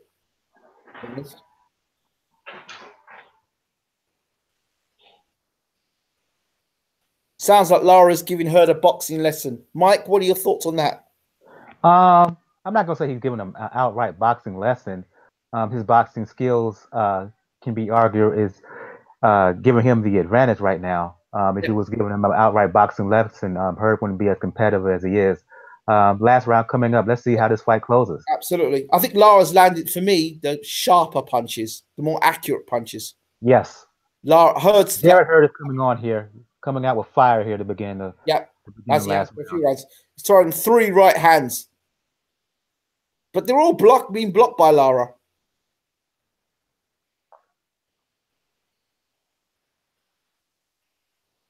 Left hand from Lara. I don't think Hurd deserves to win this fight, personally. I don't think he wins. Unless he knocks Lara out in the last round, he doesn't deserve to win this fight. Cleaner shots have come from Lara. Left hand again from Lara.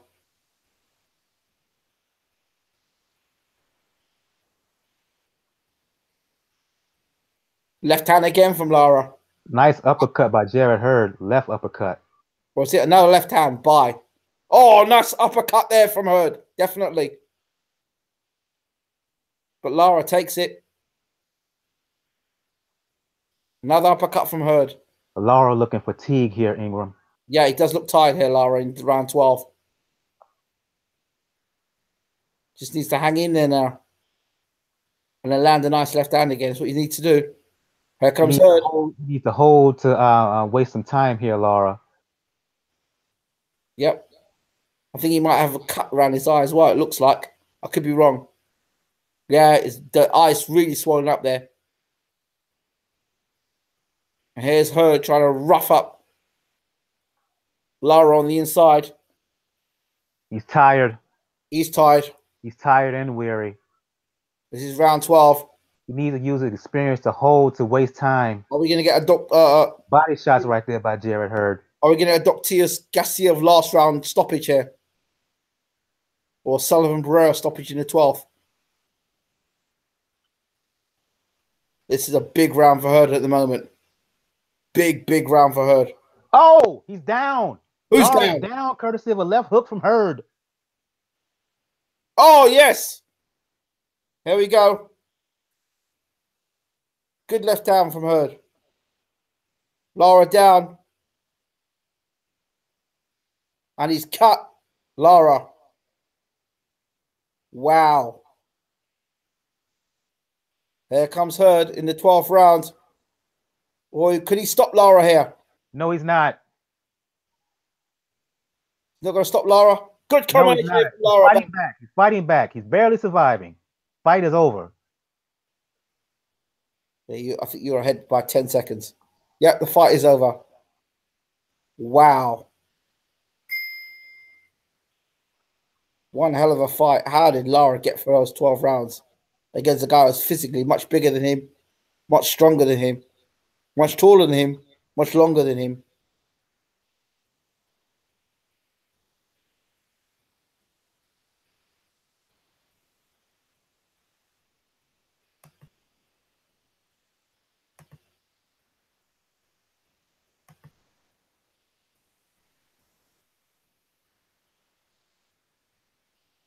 Damn good fight.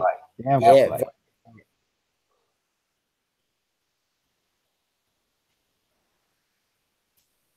Who are you? Eugene is just Eugene. Yeah, could have closed it to a draw. I can see the argument was in. It may have put Hurd over the top. This is a tough one. I thought Lara just won it, but that knockdown may have turned things around.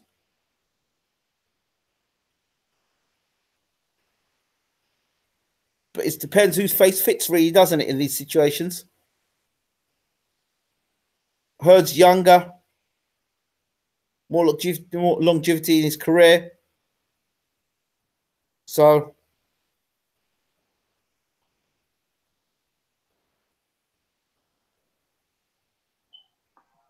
who do you think won the fight for you? I have Lara edging it out, point maybe. Yep. But I can understand those who felt that Jared Hurd squeezed it out, particularly because of the big last round. Yeah.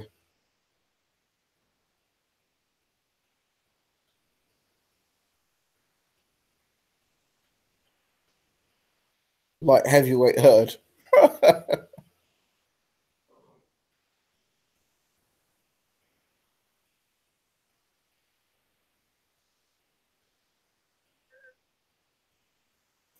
How about Hurd versus Spence? How would that fight go? Oh gosh, as good as Spence is, he too big.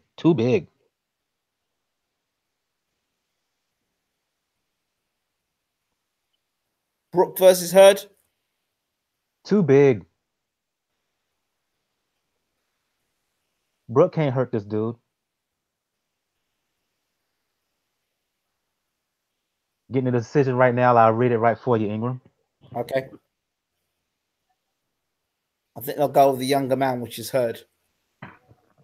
I think Lara won, but I think they'll go with Hurd. Split decision.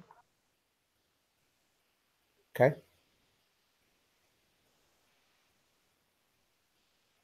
114, 113 for Lara. Okay.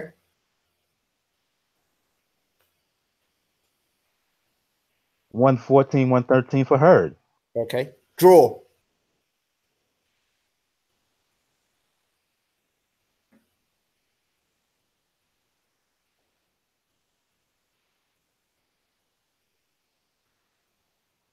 But 114, 113 for the winner and Swift. Jared Hurd. Split decision, 1 point on all three scorecards, 114, 113.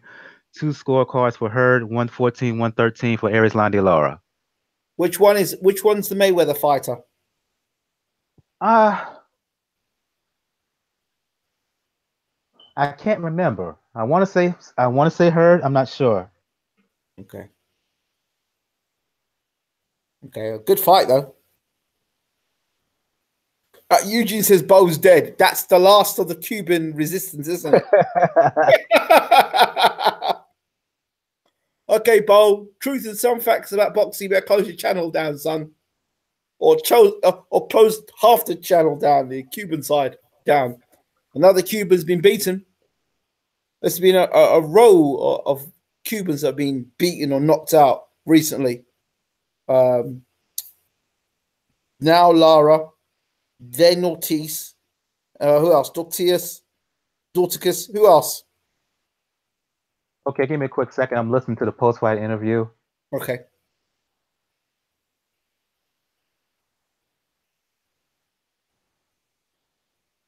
They asked him, did he need the final? Did he felt he needed the final round to win the fight? He said no, because if you look at the scorecards, the final round was the difference. Yeah. They're showing the replay of the knockdown, the final round. They're asking him about it. Say he knows that his hands went low for a second. And the same hook that he went down to the body with, he pulled it up to the top after he watched Lara's hands go low, and that's why he caught him.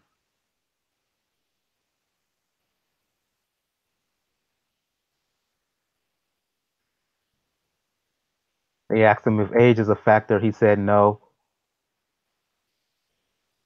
He said he felt the key was the game plan that they employed.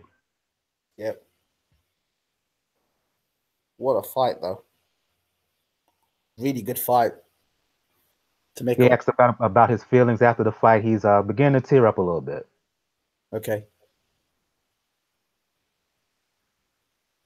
It's a lot better than the garbage we had to watch last week on the Joshua card. Absolute garbage we saw last week.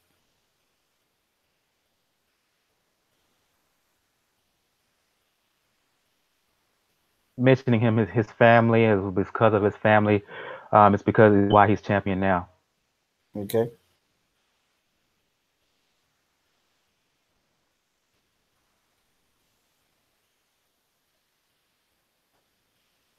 Saturday, 23rd of June. It's Saunders versus Murray for those who are interested. They asked him who he wants next because Charlo's at ringside. He says, does he want him? Said, does he want another? Would he fight Lara again? He said, it doesn't matter. He's the #1 guy now. He doesn't duck anyone. Well, I think I'd like to see they're interviewing Erislandy Lara right now.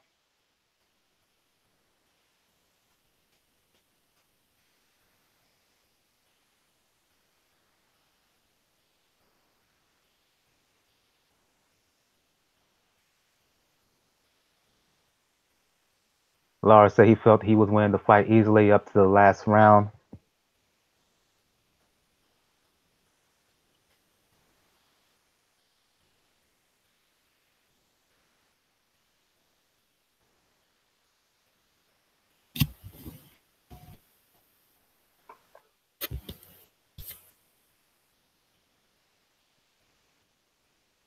He felt that last round shouldn't have been the difference because he was winning in the fight, in his opinion, clearly up to that point.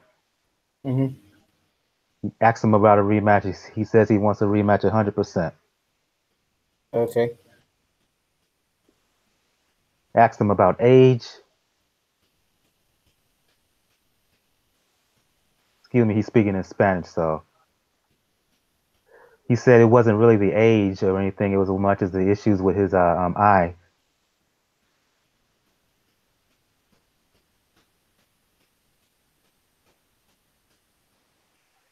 Okay, there you go. Great stuff. Don't quite know what to say. I thought Lara nicked it for me, but I can understand Hurd winning the fight on work rate. But I thought Lara landed the cleaner shot, generally the cleaner shots. The 12th round didn't help Lara's case. because Hurd was outworking him last few rounds. Hurd was outworking him. The straight left hand was landing all night long for Lara, but you know what I mean. Damn good fight overall. Yeah. It's fights like this is why is what makes the sport. It's why personally I'm a fan. Yes. Um, we need fights like this. This makes up for particularly that middle bout candidate for fight of the year so far in 2018, and onward and upward to for Jared Hurd. Let's hope we get to see him in the ring against Charlo. I think that's the fight that folks will be wanting to see. Absolutely. Following this, or maybe a possible rematch here. Um, Terrific night, terrific fight. It's all good right now in the aftermath of what we just saw. Eugene wants to let you. I'll say. Thank you, Ingo. Appreciate your hard work. Mad respect. Shout out to you, show for that. You got to give a massive shout out to Mike as well for joining us tonight. Fantastic work from yourself again to Mike. And Mike, as always, pleasure to work with. Appreciate it, brother. Appreciate it. Eugene says, as 2000 said, I'm just Bo from Chicago now. Laugh my head up. Okay. They get ready to excuse me for interrupting, but they interviewing Charlo right now. Okay. Oh, he's going to talk some smack now. Yeah, I'm getting.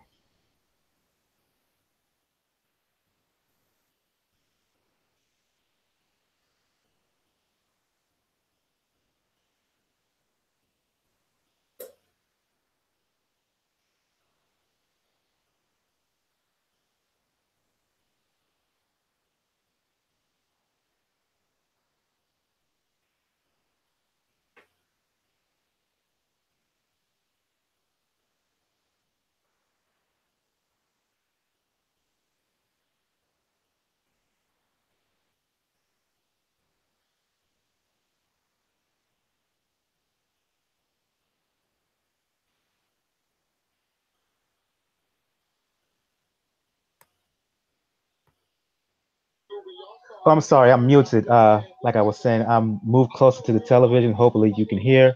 They asked Charlo about the fight. In his opinion, he says because he felt that he's been in the ring with Lara. He says he felt that Lara may slow it down a bit. He said no way that Hurd will fight him that way because he will hit him all night long and hurt him. Listen, stay right out of your mouth. We will recap the night in just a moment, but first, what's coming up on Showtime? And he basically just said he wants to fight. So there you go. Who wins between Charlo and Hurd for you? And is Charlo a myth? Hadn't seen him in the ring with that kind of competition. So we hadn't seen him in the ring with similar competition to his brother. This Charlo hasn't fought the fighter the quality of J-Rock. So it's still some unanswered questions about him. As I said before, Charlo is bigger, stronger, hits harder than Erislandy Lara.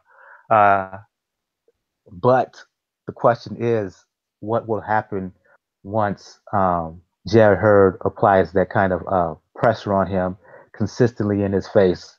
And if Charlo was to hit this dude and he's not able to hurt Hurd, how will he react? We don't know because we hadn't seen him in the ring with this kind of fighter who fights with this kind of physicality and strength and power. And the dude is hard. Yeah. Jared Hurd, he's a hard dude. He is. So I will not know until we see him in the ring because we hadn't seen him. The competition is not that high. It's not high. Okay. Shout out to Almighty Famous Diamond 700619. Hello, he says. Or she says. I'll say hello back to you too. Okay. I don't think there's much more to say tonight. James Degale is once again IBF super middleweight champion of the world in a dreadful fight. Gallimore and J-Rock in a very exciting fight. Very interested. Don't know how Gallimore got out the 11th round to come into the 12th. and Lara knocked down in the 12th round. Hurd is now the unified WBA and IBF super middleweight champion, light middleweight champion of the world. So I think that's it from us at BWTM Sports. Do you have anything else to say before we go? No. The lackluster, sloppy, ugly fight that we saw in the middle fight made up for it and then some in the main event. Absolutely. Shout out to J. Rock Williams. Solid performance against Gallimore. The second fight, as ugly as it was, you got to give Degale credit for winning the title back. We will see where we will see where he goes from here. And again, the fight of the night, just a 1-point win against Erislandia Lara. Really, really good fight. What's next for Swift Hurd? Maybe a rematch with Lara. You don't know. But he left an impression tonight, and he is the fighter of the night, WBA, now WBA, IBF Unified champion at 154 pounds. Well done. Congratulations to Gerard Swift Hurd. And thank you once again to Mike Wilson from Pound for Pound Boxing. Let them know where they can find you, Mike, before you disappear. Again, if you want to find out all things about Pound for Pound Boxing Report, live YouTube show, podcast, blog, the blog page is the place to go to, p4pboxingreport.wordpress.com. Again, if you check the right of the page, you'll find links to the channels and pages on Twitter. Twitter handle is at p4pboxingreport. YouTube, Facebook, G+, Tumblr. Also, if you want to check me out personally on Twitter, BrotherJR76. And lastly, if you want to look to the right of the page also to find where to listen to the show, SoundCloud, iTunes, Google Play Music, Stitcher Radio, Player FM for the folks in the UK, as well as Mixcloud. Thank you so much for that, Mike. And you know where we are, BWTM Sports on YouTube, BWTM, our news and entertainment channel. And, of course, we're on Facebook, BWTM Sports, BWTM Sports Group. And now on Instagram, Bayloric TV. And on Snapchat, Bayloric TV. Last little thing. I don't mention this enough. If you're into fitness, if you're into working out stuff, if you're into anything Beachbody related, check me out, Beachbody Coach. You can also check the blog page. You'll have a link to my Beachbody online coaching page. So there you go. Check it out. Some great stuff Mike's doing there. That's it from myself and Mike. Mike, we look forward to hearing you again on the next big fight. If you'd like to be on it, we'd love to have you back again. That's it, guys. Thank you all so much for joining in. This has been BWTM Sports with Pound for Pound Boxing's Mike Wilson. We're out. Take care.